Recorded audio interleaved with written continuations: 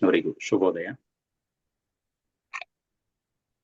ಇವತ್ತಿನ ಅಧಿವೇಶನವನ್ನ ಮಂಗಳಾಚರಣೆಯಲ್ಲಿ ಪ್ರಾರಂಭ. ಓಂ ಅಜ್ಞಾನತಿಮಿರಾಂಧಸ್ಯ ಜ್ಞಾನಾಂಜನ ಶಲಾಕಯ ಚಕ್ಷುರ್ ಉನ್ಮಿಲಿತಂ ಯೇನ ತಸ್ಮೈ ಶ್ರೀ ಗುರವೇ ನಮಃ. ಚೈತನ್ಯ ಮನೋಭೀಷ್ಟಂ ಸ್ಥಾಪಿತಂ ಯೇನ ಭೂತಲೆ ಸ್ವಯಂ ರೂಪ ಕದಾ ಮಹ್ಯಂ ದದಾತಿ ಸ್ವಪದಾಂತಿಕಾಂ. ವಂದೇಹಂ ಶ್ರೀಗುರೋಃ ಶ್ರೀಯುತಪದಕಮಲಂ ಶ್ರೀಗುರೂನ್ ವೈಷ್ಣವಾಂಶ್ಚ ಶ್ರೀರೂಪಂ ಸಾಗ್ರಜಾತಂ ಸಹಗಣ ರಘುನಾಥಾನ್ವಿತಂ ತಂ ಸಜೀವಂ ಸಾದ್ವೈತಂ ಸಾವಧೂತಂ ಪರಿಜನ ಸಹಿತಂ ಕೃಷ್ಣ ಚೈತನ್ಯ ದೇವಂ ಶ್ರೀ ರಾಧಾ ಕೃಷ್ಣ ಪಾದಾನ್ ಸಹಗಣ ಲಲಿತಾ ಶ್ರೀ ವಿಶಾಖಾನ್ವಿತಾಶ್ಚ. ಹೇ ಕೃಷ್ಣ ಕರುಣಾ ಸಿಂಧೋ ದೀನಬಂಧೋ ಜಗತ್ಪತೆ ಗೋಪೇಶ ಗೋಪಿಕಾ ಕಾಂತ ರಾಧಾಕಾಂತ ನಮೋಸ್ತುತೆ. ತಪ್ತ ಕಾಂಚನ ಗೌರಾಂಗೀ ರಾಧೆ ವೃಂದಾವನೇಶ್ವರಿ ಋಷಭಾನುಸುತೆ ದೇವಿ ಪ್ರಣಮಾಮಿ ಹರಿಪ್ರಿಯೇ. ವಾಂಛಾಕಲ್ಪತರುಭ್ಯಶ್ಚ ಕೃಪಾ ಸಿಂಧುಭ್ಯ ಏವ ಚ ಪತಿತಾನಾಂ ಪಾವನೇಭ್ಯೋ ವೈಷ್ಣವೇಭ್ಯೋ ನಮೋ ನಮಃ.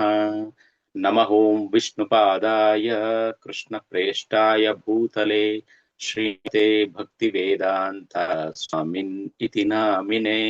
ನಮಸ್ತೆ ಸಾರಸ್ವತೆ ದೇವೇ ಗೌರವಾಣಿ ಶರಣೆ ನಿರ್ವಿಶೇಷ ಶೂನ್ಯವಾದಿ ಪಾಶ್ಚಾತ್ಯೇಶತಾರಿಣೆ. ಜೈ ಶ್ರೀ ಕೃಷ್ಣ ಚೈತನ್ಯ ಪ್ರಭು ನಿತ್ಯಾನಂದ ಶ್ರೀ ಅದ್ವೈತ ಗದಾಧರ ಶ್ರೀವಾಸಾದಿ ಗೌರಭಕ್ತವೃಂದ. ಹರೇ ಕೃಷ್ಣ ಕೃಷ್ಣ ಕೃಷ್ಣ ಹರೇ ಹರೇ, ಹರೇ ರಾಮ ರಾಮ ರಾಮ ಹರೇ ಹರೇ. ಭಕ್ತಿ ಚೈತನ್ಯ ಮಹಾಪ್ರಭುಗಳ ಪಾದಾಂತಗಳಿಗೆ ನಮಸ್ಕರಿಸುತ್ತಾ, ಪತಿತ ಪಾವನ ಶ್ರೀಲ ಪ್ರಭುಪಾದರಿಗೆ ವಂದಿಸುತ್ತಾ, ನಮ್ಮ ಶಿಕ್ಷಾಗುರುಗಳಾದ ಸುರನಾಥ ಗಿರಿಧರದಾಸ ಪ್ರಭುಗಳಿಗೆ ನಮಸ್ಕರಿಸುತ್ತಾ, ಇವತ್ತಿನ ಭಾಗವತ ಶ್ರೀಮದ್ ಭಾಗವತ ಶ್ರವಣದ ವಿಷಯ ನರಕ ಲೋಕಗಳ ವರ್ಣನೆ. ಶ್ರೀಮದ್ ಭಾಗವತ ಸ್ಕಂದ 5ನೇ ಸ್ಕಂದ ಅಧ್ಯಾಯ 26 ನರಕ ಲೋಕಗಳ ವರ್ಣನೆ. ಪ್ರಕೃತಿಯ ಕಟ್ಟುನಿಟ್ಟಾದ ನಿಯಮಗಳು ಮತ್ತು ಕರ್ಮದ ಫಲಗಳು. ಇಲ್ಲಿ ಎಲ್ಲ ವೈಷ್ಣವರಿಗೂ ಮತ್ತೊಮ್ಮೆ ಶುಭೋದಯಗಳನ್ನು ತಿಳಿಸ್ತಾ ಇವತ್ತಿನ ಶ್ರವಣದ ವಿಷಯನ ನೋಡೋಣ. ಪಾಪಿಯಾದಂಥವನು ಹೇಗೆ ನರಕಕ್ಕೆ ಹೋಗ್ತಾನೆ? ಅಲ್ಲಿ ರಾಜ ಯಾರು?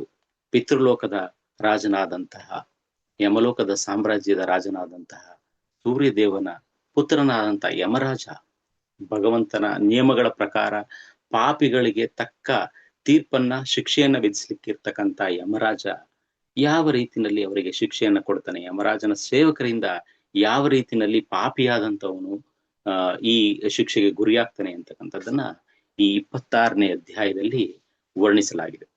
ಭಗವದ್ಗೀತೆಯ ಶ್ರೀಮದ್ ಭಗವದ್ಗೀತೆಯ 3ನೇ ಅಧ್ಯಾಯ 27ನೇ ಶ್ಲೋಕದಲ್ಲಿ ಹೇಳಿರುವಂತೆ, ಪ್ರಕೃತೆ ಕ್ರಿಯಮಾಣಾನಿ ಗುಣೈ ಕರ್ಮಾಣಿ ಸರ್ವಶಃ ಅಹಂಕಾರ ವಿಮೂಢಾತ್ಮ ಕರ್ತಾಹಂ ಇತಿ ಅನ್ಯತೆ.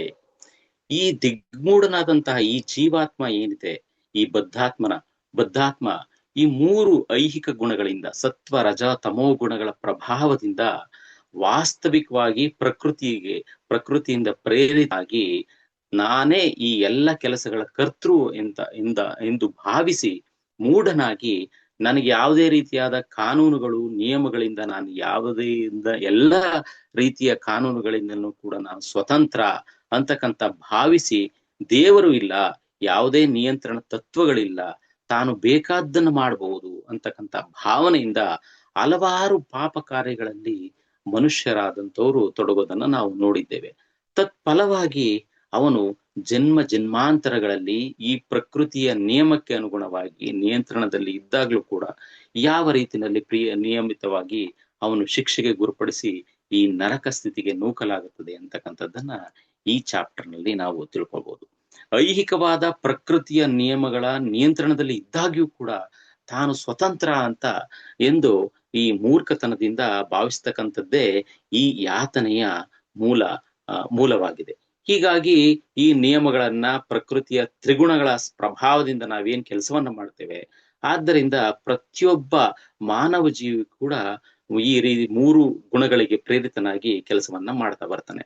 ಹಾಗಾಗಿ ಅವನ ಕರ್ಮಕ್ಕೆ ಅನುಸಾರವಾಗಿ ಈ ಜನ್ಮದಲ್ಲಿ ಅಥವಾ ಮುಂದಿನ ಜನ್ಮದಲ್ಲಿ ಈ ಭಿನ್ನ ಭಿನ್ನವಾದಂತಹ ಕರ್ಮಕ್ಕೆ ಅನುಗುಣವಾಗಿ ನಾವು ಫಲಗಳನ್ನ ಅನುಭವಿಸ್ತಾ ಹೋಗ್ತೇವೆ.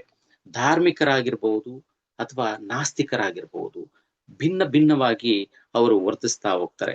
ಹಾಗಾಗಿ ಅವರ ವರ್ತನೆಗಳಿಗೆ, ಅವರ ಕರ್ಮಗಳಿಗೆ ಅನುಸಾರವಾಗಿ ವಿಧ ವಿಧವಾದ ಕರ್ಮಗಳನ್ನ ಅನುಭವಿಸ್ತಾ ಹೋಗ್ತಾರೆ. ಇಲ್ಲಿ ನಾವು ನೋಡ್ಬೋದು, ಭೌತಿಕವಾಗಿ ಜೀವಿಗಳು ಈ ನರಕ ಲೋಕ ಅಂತಕ್ಕಂಥದ್ದು ಎಲ್ಲಿದೆ, ಇದು ಹೇಗಿದೆ ಅಂತಕ್ಕಂಥದ್ದನ್ನ ಪರೀಕ್ಷಿತ್ ಮಹಾರಾಜರು ಮೊದಲನೇ ಶ್ಲೋಕದಲ್ಲಿ ಪರೀಕ್ಷಿತ್ ಮಹಾರಾಜರು ಪ್ರಶ್ನೆಯನ್ನ ಮಾಡ್ತಾರೆ. ಈ ಕರ್ಮ ಅಂತಕ್ಕಂಥದ್ದು ಏನು, ಕರ್ಮದ ಚಕ್ರ ಅಂತ ಏನು, ಜೀವಿ ತಾನೇ ಸ್ವತಂತ್ರ ಅಂತಕ್ಕಂಥ ಭಾವಿಸಿ ಪಾಪ ಕರ್ಮಗಳನ್ನು ಯಾವ ರೀತಿಯಲ್ಲಿ ಮಾಡ್ತಾನೆ, ಆ ಕರ್ಮಗಳಿಗೆ ಯಾವ ರೀತಿಯಲ್ಲಿ ಅವನು ಮುಂದಿನ ಜನ್ಮದಲ್ಲಿ ವಿಭಿನ್ನವಾದ ಶಿಕ್ಷೆಗಳನ್ನ ಅನುಭವಿಸ್ತಾನೆ ಅಂತಕ್ಕಂಥದ್ದನ್ನ ತಿಳಿಸ್ಕೊಡ್ತಾ ಹೋಗ್ತಾರೆ. ಹಾಗಾಗಿ ಶುಕಮುನಿಗಳು ಉತ್ತರವಾಗಿ ನರಕ ಲೋಕಗಳ ಸ್ಥಾನ ಏನಿದೆ ನಾವು ನೋಡಿದ್ದೇವೆ. ನಾವು ಯಾವಾಗ್ಲೂ ಆಚಮನ ಮಂತ್ರವನ್ನ ನಾವು ಮಾಡ್ಕೊತಾ ಇರ್ತೇವೆ. ನಾವು ನೋಡಿದಾಗ ವೈದಿಕ ಸನಾತನ ಧರ್ಮದಲ್ಲಿ ನಾವು ಆಚಮನವನ್ನು ಮಾಡ್ಬೇಕಾದ್ರೆ ಓಂ ಭೂಹು ಓಂ ಭುವಃ ಓಂ ಸ್ವಹ ಓಂ ಮಹಾ ಓಂ ಜನಃ ಓಂ ತಪಃ ಓಂ ಸತ್ಯಂ ಅಂತಕ್ಕಂಥ ಮಾರ್ಜನ ಮಂತ್ರವನ್ನ ಹೇಳ್ಕೊಂಡು ನಾವು ಪ್ರೋಕ್ಷಣೆಯನ್ನ ಮಾಡ್ಕೊತಾ ಇರ್ತೀವಿ. ಹಾಗೆ ಈ ಭೂಮಂಡಲ ಅಂತಕ್ಕಂಥದ್ದು ಭೂಮಂಡಲ ಮಧ್ಯದಲ್ಲಿದೆ. ಮೇಲ್ಭಾಗದಲ್ಲಿ 7 ಲೋಕಗಳಿದೆ. ಭೂಲೋಕ ಮಧ್ಯ, ಭುವರ್ಲೋಕ, ಸ್ವರ್ಗಲೋಕ, ಮಹರ್ಲೋಕ, ಜನಲೋಕ, ತಪಲೋಕ, ಹಾಗೆ ಕೊನೆಯದಾಗಿ ಸತ್ಯಲೋಕ ಅಥವಾ ಬ್ರಹ್ಮಲೋಕ. ಅದ್ರ ಕೆಳಗಡೆ 7 ಲೋಕಗಳು ನಾವು ಈ ಡಿಸ್ಪ್ಲೇನಲ್ಲಿ ನೋಡ್ತಾ ಇದ್ದೇವೆ.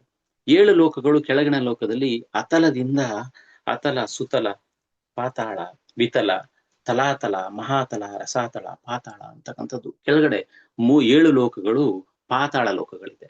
ಅದರ ಕೆಳಗಡೆ ಮತ್ತು ನರಕ ಲೋಕಗಳು, ಪಾತಾಳ ಲೋಕ ಮತ್ತು ಗರ್ಭೋದಕ ಸಾಗರದ ನಡುವೆ ಇದು 28 ವಿಧ ವಿಧವಾದಂತಹ ಈ ನರಕ ಲೋಕಗಳು ಅಂತಕ್ಕಂಥದ್ದು ಇದೆ.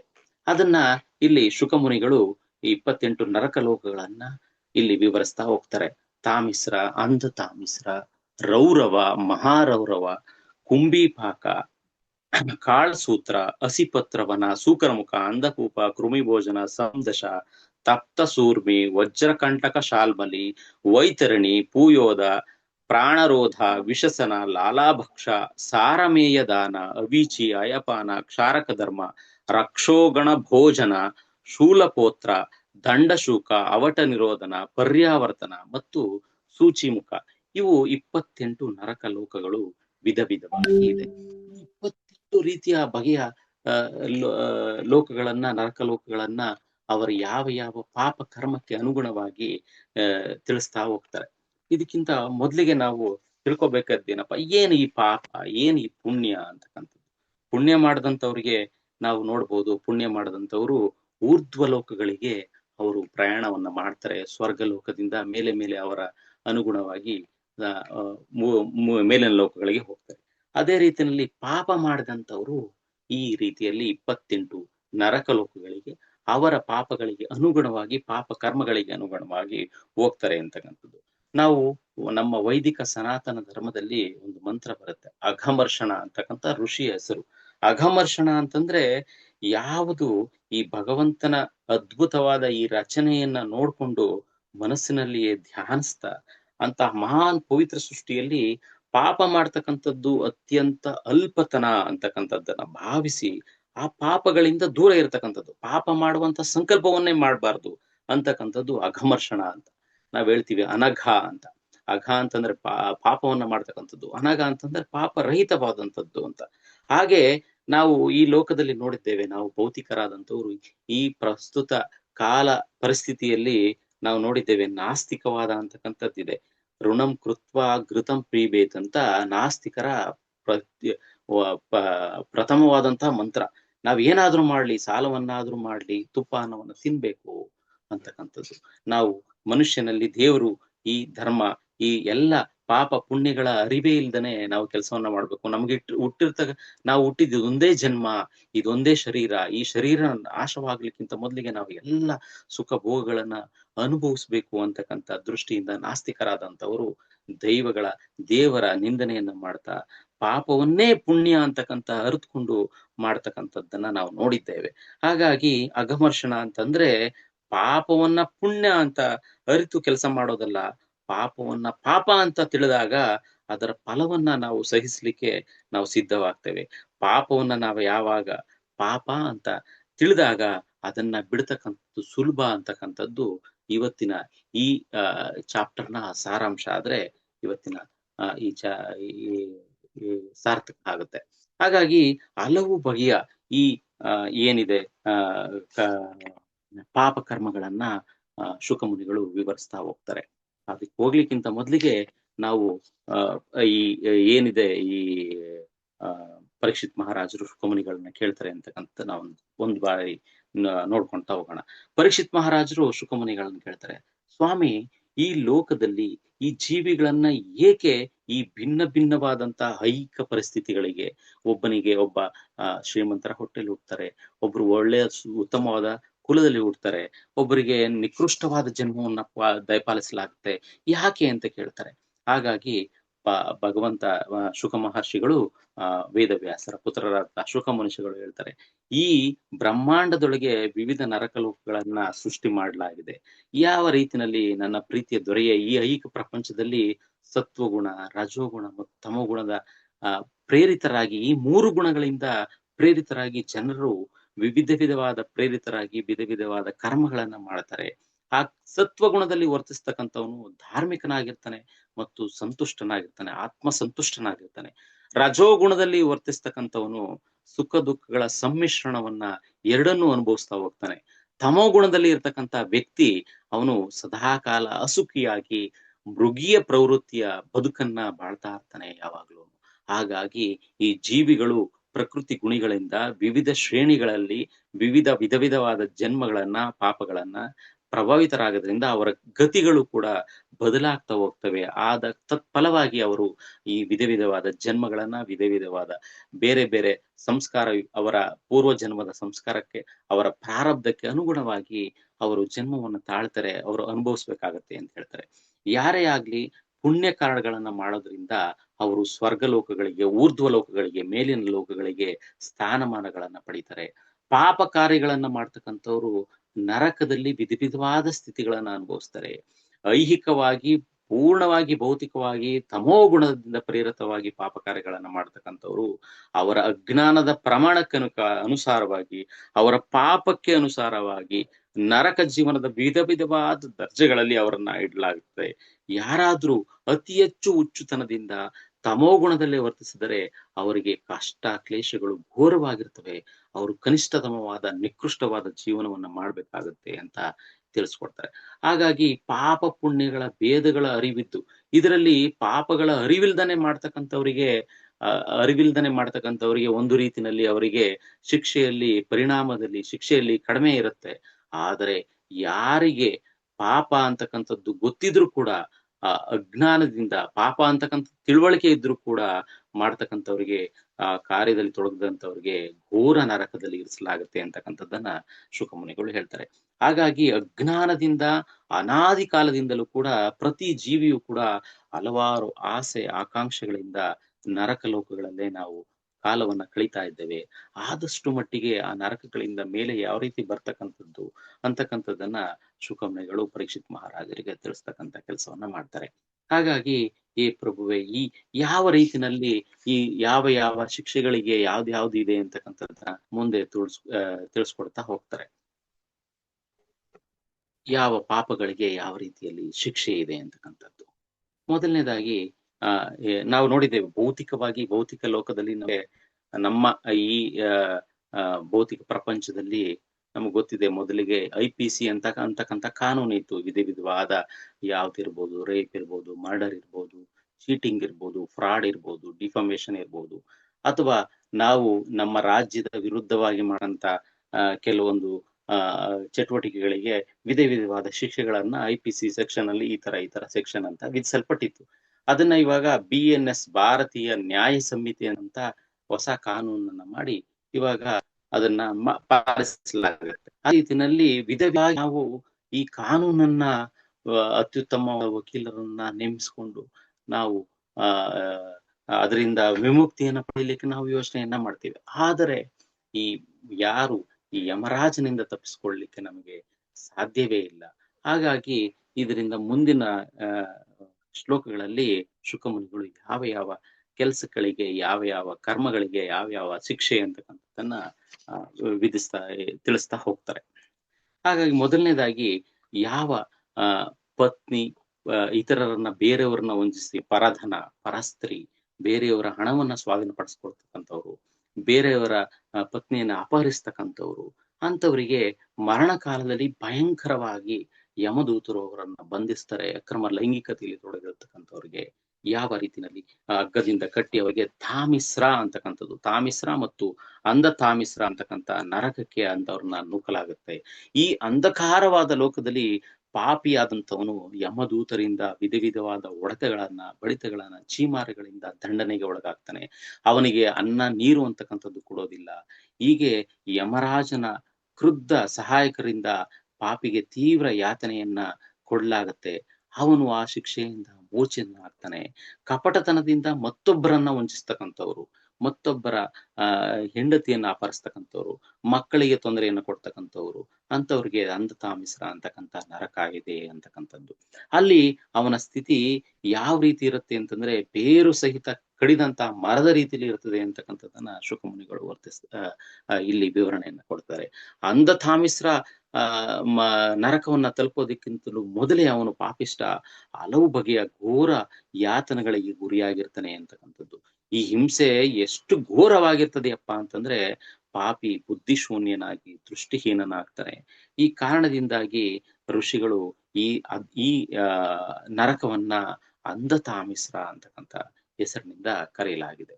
ಹಾಗಾಗಿ ಮುಂದೆ ಇದೇ ರೀತಿನಲ್ಲಿ ತನ್ನ ಈ ಶರೀರವನ್ನ ಯಾವ ರೀತಿನಲ್ಲಿ ತನ್ನ ಈ ಶರೀರಕ್ಕೆ ಪ್ರೇತನಾಗಿ ಶರೀರದ ತನ್ನದೇ ಅಂತಕ್ಕಂಥ ಗ್ರಹಣೆಯಿಂದ ತನ್ನ ಹೆಂಡತಿ ಮತ್ತು ತನ್ನ ಮಕ್ಕಳ ಪೋಷಣೆಗಾಗಿ, ತನ್ನ ದೇಹದ ಪೋಷಣೆಗಾಗಿ ಹಣವನ್ನ ಸಂಪಾದಿಸಿ ಹಗಲು ರಾತ್ರಿ ದುಡಿಲಿಕ್ಕೆ ಜೀವಿಯಾದವನು ಶ್ರಮಿಸ್ತಾನೆ. ಹಾಗಾಗಿ ತನ್ನ ಹಾಗೂ ತನ್ನ ಕುಟುಂಬದ ಪೋಷಣೆಗಾಗಿ ಕಾಯಕವನ್ನ ಮಾಡಬೇಕಾದ್ರೆ ಮತ್ತೊಬ್ಬ ಜೀವಿಯನ್ನ ಹಿಂಸೆಯನ್ನ ಕೊಡ್ತಾನೆ. ಅದೇ ರೀತಿಯಲ್ಲಿ ಅಂತಹ ವ್ಯಕ್ತಿಗೆ ಮರಣ ಕಾಲದಲ್ಲಿ ತನ್ನ ದೇಹ ಮತ್ತು ಕುಟುಂಬವನ್ನ ಆಗ್ರಹ ಪೂರ್ವಕವಾಗಿ ತ್ಯಜಿಸಬೇಕಾಗತ್ತೆ. ಹಾಗಾಗಿ ಅವನು ಉಳಿದ ಜೀವಿಗಳ ಬಗ್ಗೆ ಯಾವ ರೀತಿಯಲ್ಲಿ ಅಸೂಹೆಯಿಂದ ವರ್ತಿಸ್ತಾನೋ ಆ ಫಲವನ್ನ ಅವನು ಅನುಭವಿಸಲೇಬೇಕಾಗತ್ತೆ. ಅಂತವನಿಗೆ ರೌರವ ಅಂತಕ್ಕಂಥ ನರಕಕ್ಕೆ ಅವನನ್ನ ಎಸೆಯಲಾಗತ್ತೆ. ರೌರವ ಅಂತಕ್ಕಂಥ ನರಕಕ್ಕೆ ತಳ್ಳಲಾಗತ್ತೆ ಅಂತಕ್ಕಂಥದ್ದು. ಇದರಲ್ಲಿ ಪ್ರಾಣಿ ಪಶುಗಳು ಯಾವ ರೀತಿಯಲ್ಲಿ ಕಲ್ಪನೆಯಲ್ಲಿ ಬರ್ತವೆ ಅಂತಂದ್ರೆ ಅವನು ಸಂತಾನ ದೇಹ ಪೋಷಣೆಗಾಗಿ ಹಲವಾರು ಪಾಪ ಕಾರ್ಯಗಳಲ್ಲಿ ತೊಡಗಿರ್ತಾನೆ. ಹಾಗಾಗಿ ನಾವು ಯೋಚನೆ ಮಾಡ್ಬೋದು, ಪ್ರಾಣಿ ಪಕ್ಷಿಗಳು ಕೂಡ ತನ್ನ ದೇಹ ಪೋಷಣೆಗಾಗಿ ಬೇರೆ ಬೇಟೆಯನ್ನ ಆಡ್ತವೆ. ಈಗ ಮಾಂಸಾಹಾರಿ ಪ್ರಾಣಿ ಪಕ್ಷಿಗಳು ಇದ್ರೆ ಅವು ನರಕಕ್ಕೆ ಹೋಗ್ಬೇಕಲ್ಲ ಅಂತ. ಆದ್ರೆ ಅದು ಖಂಡಿತವಾಗಿಯೂ ಕೂಡ ಅದು ಪಾಪಕಾರಿ ಆಗೋದಿಲ್ಲ. ಅವು ದೇಹ ಪೋಷಣೆಗೋಸ್ಕರ ಪಾಪ ಕಾರ್ಯಗಳನ್ನು ಮಾಡ್ತವೆ. ಆದ್ರೆ ಮನುಷ್ಯನ ಲೋಭದ ತನ್ನ ದೇಹ ಪೋಷಣೆಗೆ ಬಿಟ್ಟು ಕೂಡ ಅನಗತ್ಯವಾಗಿ ಪಾಪ ಕಾರ್ಯಗಳನ್ನ ಮಾಡ್ಲಾಗ್ತಾನೆ. ಹಾಗಾಗಿ ಅವನು ಅಸೂಹ್ಯನಾಗಿ ಬೇರೆಯವ್ರನ್ನ ಹಿಂಸೆಯ ಕೊಡ್ತಕ್ಕಂಥ ಕಾರ್ಯಕ್ಕೆ ಹೋಗ್ತಾನೆ. ಹಾಗಾಗಿ ಈ ರೌರವ ಅಂತಕ್ಕಂಥ ನರಕಕ್ಕೆ ಅವನನ್ನ ತಳ್ಳಲಾಗತ್ತೆ ಅಂತಕ್ಕಂಥದ್ದು. ಈ ರೌರವ ನರಕ ಅಂತಕ್ಕಂಥದ್ದು ಹೇಗಿರುತ್ತೆ ಅಂತಂದ್ರೆ ಈ ರೌರವ ನರಕಕ್ಕೆ ಅವನನ್ನ ದೂಕಿದಾಗ ಅವನಿಗೆ ರುರು ಅಂತಕ್ಕಂಥ ಪ್ರಾಣಿಗಳ ರೂಪದಲ್ಲಿ ನಾವು ಯಾರಿಗೆ ಅವರಿಗೆ ಬೇರೆಯವರಿಗೆ ಪಾಪವನ್ನ ಮಾಡಿರ್ತೇವೋ ಅಂತವರು ರುರು ಅಂತಕ್ಕಂಥ ಪ್ರಾಣಿಗಳ ರೂಪದಲ್ಲಿ ಸಾಮಾನ್ಯವಾಗಿ ಬಂದು ಅವರಿಗೆ ಸರ್ಪಕ್ಕಿಂತ ಹೆಚ್ಚಿನ ಸೇಡಿನಿಂದ ಅವ್ರನ್ನ ಕಡಿಯಲಾಗುತ್ತೆ. ಅವರ ಶಿಕ್ಷೆ ಯಾವ ರೀತಿ ಇರುತ್ತೆ ಅಂತಂದ್ರೆ ನರಕದಲ್ಲಿ ಆ ಹಿಂಸೆಯನ್ನ ಕೊಟ್ಟು ಮಾಂಸವನ್ನ ಕಿತ್ತು ತಿನ್ನತಕ್ಕಂಥದ್ದು, ಶಾರೀರಿಕವಾಗಿ ಅಂತ ನರಕವನ್ನ ಅನುಭವಿಸ್ಬೇಕಾಗತ್ತೆ. ಅದು ರೌರವ ಮತ್ತು ಮಹಾರೌರವ ಅಂತಕ್ಕಂಥ ನರಕಕ್ಕೆ ಈಡಾಗ್ತಾನೆ ಅಂತಕ್ಕಂಥದ್ದು ಈ ಪಾಪಕ್ಕೆ. ಅದೇ ರೀತಿಯಲ್ಲಿ ಜೀವನದಲ್ಲಿ ಕೇವಲ ಶಾರೀರಿಕ ಸುಖದ ಕಲ್ಪನೆಯಲ್ಲೇ ಮುಳುಗದಂತ ಜೀವಿ ಆದಂತವನು ಏನ್ ಮಾಡ್ತಾರೆ, ಈಗ ನಾವ್ ಯಾರು ಒಳ್ಳೆಯದನ್ನ ಮಾಡ್ಲಿಕ್ಕೆ ಹೋಗ್ತೇವೆ, ಈಗ ಬ್ರಾಹ್ಮಣರು ಧರ್ಮವನ್ನ ಆಚರಣೆಯನ್ನ ಮಾಡ್ಬೇಕು ಅಂತಕ್ಕಂಥ ಉಪದೇಶವನ್ನ ಮಾಡ್ತಾರೆ. ಅಂತವ್ರನ್ನೇ ನಾವು ಆ ಕೊಲ್ಲುವಂತ ಕೆಲಸವನ್ನು ಮಾಡ್ತಾರೆ. ಅಂತ ಬ್ರಾಹ್ಮಣ ಹಂತಕ ಯಾರಿದ್ದಾನೆ ಅವನನ್ನ ಕಾಳಸೂತ್ರ ಅಂತಕ್ಕಂಥ ನರಕಕ್ಕೆ ತಳ್ಳಲಾಗತ್ತೆ. ಕಾಳಸೂತ್ರ ಅಂತಂದ್ರೆ ಅದ್ ಯಾವ ರೀತಿ ನರಕ ಇದೆ ಅಂತಂದ್ರೆ ಶುಕಮುನಿಗಳು ಹೇಳ್ತಾರೆ, ಕಾಳಸೂತ್ರ ಅಂತಕ್ಕಂಥದ್ದು 80,000 ಮೈಲಿಗಳ ವ್ಯಾಪ್ತಿಯ ಸುತ್ತಳತೆಯನ್ನು ಹೊಂದಿರ್ತದೆ. ಅದರಲ್ಲಿ ಸಂಪೂರ್ಣವಾಗಿ ತಾಮ್ರದ ರೀತಿಯ ಲೋಹದಿಂದ ಅದು ನಿರ್ಮಿತ ಆಗಿರ್ತದೆ. ಆ ನರಕದ ಕೆಳಗಡೆ ಸದಾ ಯಾವಾಗ್ಲೂ ಕೂಡ ಉರಿಯುವಂತ ಒಲೆ ಇರುತ್ತೆ. ಮೇಲೆ ಸುಡ್ತಕ್ಕಂತ ಸೂರ್ಯ, ಕೆಳಗಡೆ ಸದಾ ಉರಿತಕ್ಕಂತ ಆ ಆ ಉರಿತಕ್ಕಂತ ಸ್ವಲ್ಪ ಕೆಳಗಡೆ ಬಂದಿದೆ ಪ್ರಭು. ಪ್ರಾಣಿ ವಧೆ ಮತ್ತು ಬಲಿಯ ಶಿಕ್ಷೆ ಅದರಲ್ಲಿ ತೋರಿಸಿ. ಅದರಲ್ಲಿ ಯಾವಾಗ್ಲೂ ಕೂಡ ತೀವ್ರ ತಾಪದಿಂದ ಕೂಡಿರುತ್ತೆ.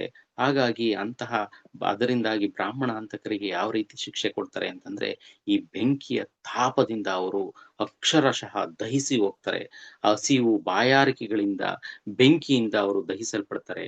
ಹೊರಗಡೆಯಿಂದ ಸೂರ್ಯನ ಶಾಖ, ಕೆಳಗಡೆಯಿಂದ ತಾಮ್ರದ ಆ ಖಂಡಿಕೆ ರೀತಿಯಲ್ಲಿ ಇರ್ತಕ್ಕಂಥ ಅದರಿಂದ ಬೆಂಕಿಯಿಂದ ಸುಟ್ಟು ಹೋಗ್ತಾರೆ. ಹೀಗಾಗಿ ಅವನು ಕೆಲವೊಮ್ಮೆ ಎದಿರ್ತಾನೆ, ಕೆಲವೊಮ್ಮೆ ಕುಳಿತುಕೊಳ್ತಾನೆ, ಇನ್ನು ಕೆಲವೊಮ್ಮೆ ಅಡ್ಡಾಡ್ತಾ ಇರ್ತಾನೆ ಜೀವಿ ಆದಂತವನು. ಈ ರೀತಿ ಅವನು ಸಹಸ್ರಾರು ವರ್ಷಗಳ ಕಾಲ ಯಾವ ರೀತಿಯ ಯಾತನೆಯನ್ನ, ಈ ರೀತಿಯ ಯಾತನೆಯನ್ನ ಅನುಭವಿಸ್ಬೇಕಾಗತ್ತೆ ಅಂತಕ್ಕಂಥದ್ದು. ಹಾಗಾಗಿ ಈ ರೀತಿಯ ಬ್ರಾಹ್ಮಣ ಹತ್ಯೆಯನ್ನ, ಬ್ರಹ್ಮ ಹತ್ಯೆ ಮಹಾಪಾಪ ಅಂತಕ್ಕಂಥದ್ದನ್ನ ನಾವು ನಿರ್ದೋಷಿಯಾದಂತ ನಿಷ್ಪಾಪಿಯಾದಂತಹ ಬ್ರಾಹ್ಮಣನ ಶಿಕ್ಷೆಗಳು ಪಡಿಸ್ತಕ್ಕಂಥವ್ರಿಗೆ ಈ ರೀತಿಯ ನರಕ ಅಂತಕ್ಕಂಥದ್ದು ಸಿಗುತ್ತೆ ಅಂತಕ್ಕಂಥದ್ದು. ಹಾಗಾಗಿ ಮುಂದುವರೆದು ಯಾವುದು ತುರ್ತು ಪರಿಸ್ಥಿತಿಯಲ್ಲಿ ಬಿಟ್ಟು ಯಾವುದು ಧರ್ಮ ಮಾರ್ಗದಲ್ಲಿ ನಡೆತಕ್ಕಂಥದ್ದನ್ನ ವಿಮುಖರಾದಂಥವ್ರಿಗೆ ಯಮದೂತರು ಯಾವ ಶಿಕ್ಷೆಯನ್ನ ಕೊಡ್ತಾರೆ, ಹಸಿ ಪತ್ರವನ ಅಂತಕ್ಕಂಥ ನರಕಕ್ಕೆ ತೂಡಲಾಗತ್ತೆ ಅಂತ ಹೇಳ್ತಾರೆ. ಯಾವ ರೀತಿನಲ್ಲಿ ಯಮದೂತರು ಅವರನ್ನ ಚಡಿ ಏಟುಗಳಿಂದ ಅವರನ್ನ ಥಳಿಸ್ತಾರೆ. ಭಯಂಕರವಾದ ನೋವಿನಿಂದ ಅತ್ತಿತ್ತ ಓಡಾಡಿದ್ರು ಕೂಡ, ತಪ್ಪಿಸ್ಕೊಂಡು ಹೋದ್ರು ಕೂಡ ಅವ್ರಿಗೆ ಬಿಡೋದಿಲ್ಲ. ಕತ್ತಿಯ ಹರಿತವಾದಂತ ಆಗಿನಂತಹ ಎಲೆಗಳನ್ನು ಹೊಂದಿರತಕ್ಕಂತ ಮರಗಳ ಮಧ್ಯೆ ಅವರು ಸಿಕ್ಕಿ ಬೀಳ್ತಾರೆ. ದೇಹ ಪೂರ್ತಿ ಗಾಯಗಳಿಂದ ಪೀಡಿತರಾಗಿ ಅವರು ಶಿಕ್ಷೆಯನ್ನ ಅನುಭವಿಸ್ಬೇಕಾಗತ್ತೆ ಅಂತ ಹೇಳ್ತಾರೆ. ಹಾಗಾಗಿ ಇಲ್ಲಿ ನೋಡ್ಬೋದು ನಾವು, ಧರ್ಮ ಅಂತಂದ್ರೆ ಏನು, ಧರ್ಮಂತು ಸಾಕ್ಷಾತ್ ಭಗವತ್ ಪ್ರಣೀತಂ ಅಂತ ಹೇಳ್ತಾರೆ. ವಾಸ್ತವವಾಗಿ ಒಂದು ಧರ್ಮ ತತ್ವ ಇದೆ. ದೇವೋತ್ತಮ ಪರಮ ಪುರುಷನ ಆಜ್ಞೆಯನ್ನ ಪ್ರತಿಪಾದಿಸ್ತಕ್ಕಂಥದ್ದು ಒಂದು ಧಾರ್ಮಿಕ ತತ್ವ. ದುರದೃಷ್ಟವಶಾತ್ ಈ ಕಲಿಯುಗದಲ್ಲಿ ನಾವೇನ್ ಮಾಡ್ತೀವಿ, ಪ್ರತಿಯೊಬ್ಬನು ಕೂಡ ನಾಸ್ತಿಕನಾಗಿ ಈ ಜನರು ದೇವರನ್ನ ನಂಬೋದಿಲ್ಲ, ದೇವರ ಮಾತುಗಳನ್ನ ನಂಬೋದಿಲ್ಲ. ಭಗವದ್ಗೀತೆ ಶ್ರೀಮದ್ ಭಾಗವತದಲ್ಲಿ ವಿಧಿಸಲ್ಪಟ್ಟಂತಹ ಏನು ಸಂಸ್ಕಾರ ಇದೆ, ಯಾವ ರೀತಿಯಲ್ಲಿ ಆಜ್ಞೆಗಳಿದೆ ಅದನ್ನ ಪಾಲಿಸೋದಿಲ್ಲ. ಹಾಗಾಗಿ ವೇದ ಪಥದಿಂದ ಬೇರೆಯಾಗಿ ವೈಯಕ್ತಿಕ ಧಾರ್ಮಿಕ ತತ್ವಗಳನ್ನ ಬಿಟ್ಟು ಬೇರೆ ರೀತಿಯ ಪಥಗಳನ್ನ ನಾವು ಅನುಭವಿಸ್ತಾ ಹೋಗ್ತೇವೆ. ಹಾಗಾಗಿ ಯಾರು ಧರ್ಮದಿಂದ ವಿಮುಖನಾಗಿ, ಶಾಸ್ತ್ರದಿಂದ ವಿಮುಖನಾಗಿ ಶಾಸ್ತ್ರವನ್ನ ಪಾಲನೆಯನ್ನ ಮಾಡೋದಿಲ್ಲೋ, ವೇದಗಳನ್ನ ನಂಬದೇ ಇಲ್ವೋ ಅಂತ ನಾಸ್ತಿಕರಿಗೆ ಬೇರೆ ಒಂದು ಯಾವುದೋ ನಾಸ್ತಿಕ ಧರ್ಮವನ್ನು ಅನುಸರಿಸಿ ಅವರು ತಪ್ಪುಗಳನ್ನ ಮಾಡ್ತಾ ಹೋಗ್ತಾರೆ. ಅವರು ಹಿಂದೂಗಳಾಗಿರ್ಲಿ, ಮಹಮ್ಮದೀಯರಾಗಿರ್ಲಿ, ಕ್ರಿಶ್ಚಿಯನ್ರಾಗಿರ್ಲಿ, ಅವರವರ ಧಾರ್ಮಿಕ ತತ್ವಗಳನ್ನ ಅವರು ಅನುಸರಣೆಯನ್ನ ಮಾಡಬೇಕು. ಧರ್ಮ ಅಂತಂತಂದ್ರೆ ನಮ್ಗೆ ಗೊತ್ತಿರ್ಬೋದು, ಧರ್ಮ ಅಂತಕ್ಕಂಥದ್ದು ಅತ್ಯುತ್ತಮವಾದ ಉತ್ಕೃಷ್ಟವಾದಂತ ಒಂದು ಕರ್ತವ್ಯ ಅಂತಕ್ಕಂಥದ್ದು. ಅಹಿಂಸಾ ಪರಮೋ ಧರ್ಮ.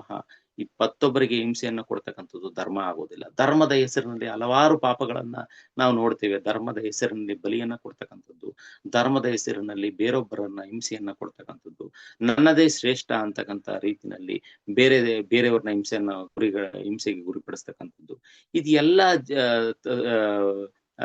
ಶಿಕ್ಷೆಗಳ ಇದಕ್ಕೆ ಪಾಪ ಕಾರ್ಯಗಳಿಗೆ ಈ ನರಕಕ್ಕೆ ದೂಡಲ್ಪಡ್ತಾರೆ ಅಂತಕ್ಕಂಥದ್ದನ್ನ ಇಲ್ಲಿ ಹೇಳಲಾಗಿದೆ.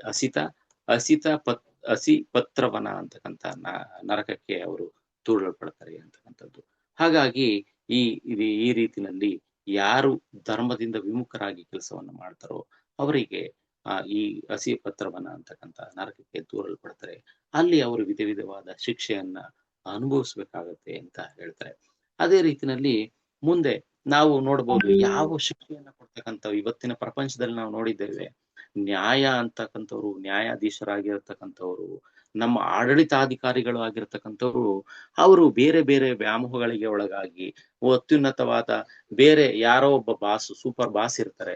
ರಾಜನನ್ನ ಪಡಿಸ್ಲಿಕ್ಕಾಗಿ, ಅವನ ಕುಟುಂಬವನ್ನ ತುಷ್ಟಿಪಡಿಸ್ಲಿಕ್ಕಾಗಿ, ಅವನ ಸಮುದಾಯವನ್ನ ತುಷ್ಟಿಪಡಿಸ್ಲಿಕ್ಕಾಗಿ ದಂಡನೆಯನ್ನ ಬೇರೆಯವರಿಗೆ, ನಿಷ್ಪಾಪಿಗಳಿಗೆ, ನಿರಪರಾಧಿಗಳಿಗೆ ಶಿಕ್ಷೆಯನ್ನ ಕೊಡ್ತಕ್ಕಂಥದ್ದು.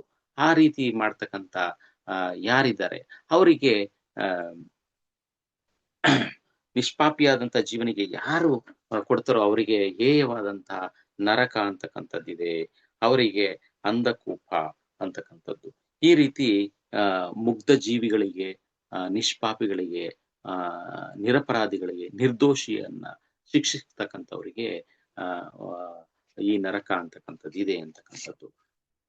ಹಾಗಾಗಿ ಅಂಥವರು ನಿರ್ದಾಕ್ಷಿಣ್ಯವಾಗಿ ತಿಗಣೆಗಳು, ಸೊಳ್ಳೆಗಳು, ಪ್ರಾಣಿಗಳು ಯಾವ ರೀತಿಯಲ್ಲಿ ಪ್ರಾಣಿ ರಕ್ತವನ್ನ ಹೀರ್ತವೋ ಆ ರೀತಿಯ ಶಿಕ್ಷೆಯನ್ನ ಅವರು ಅನುಭವಿಸ್ಬೇಕಾಗತ್ತೆ.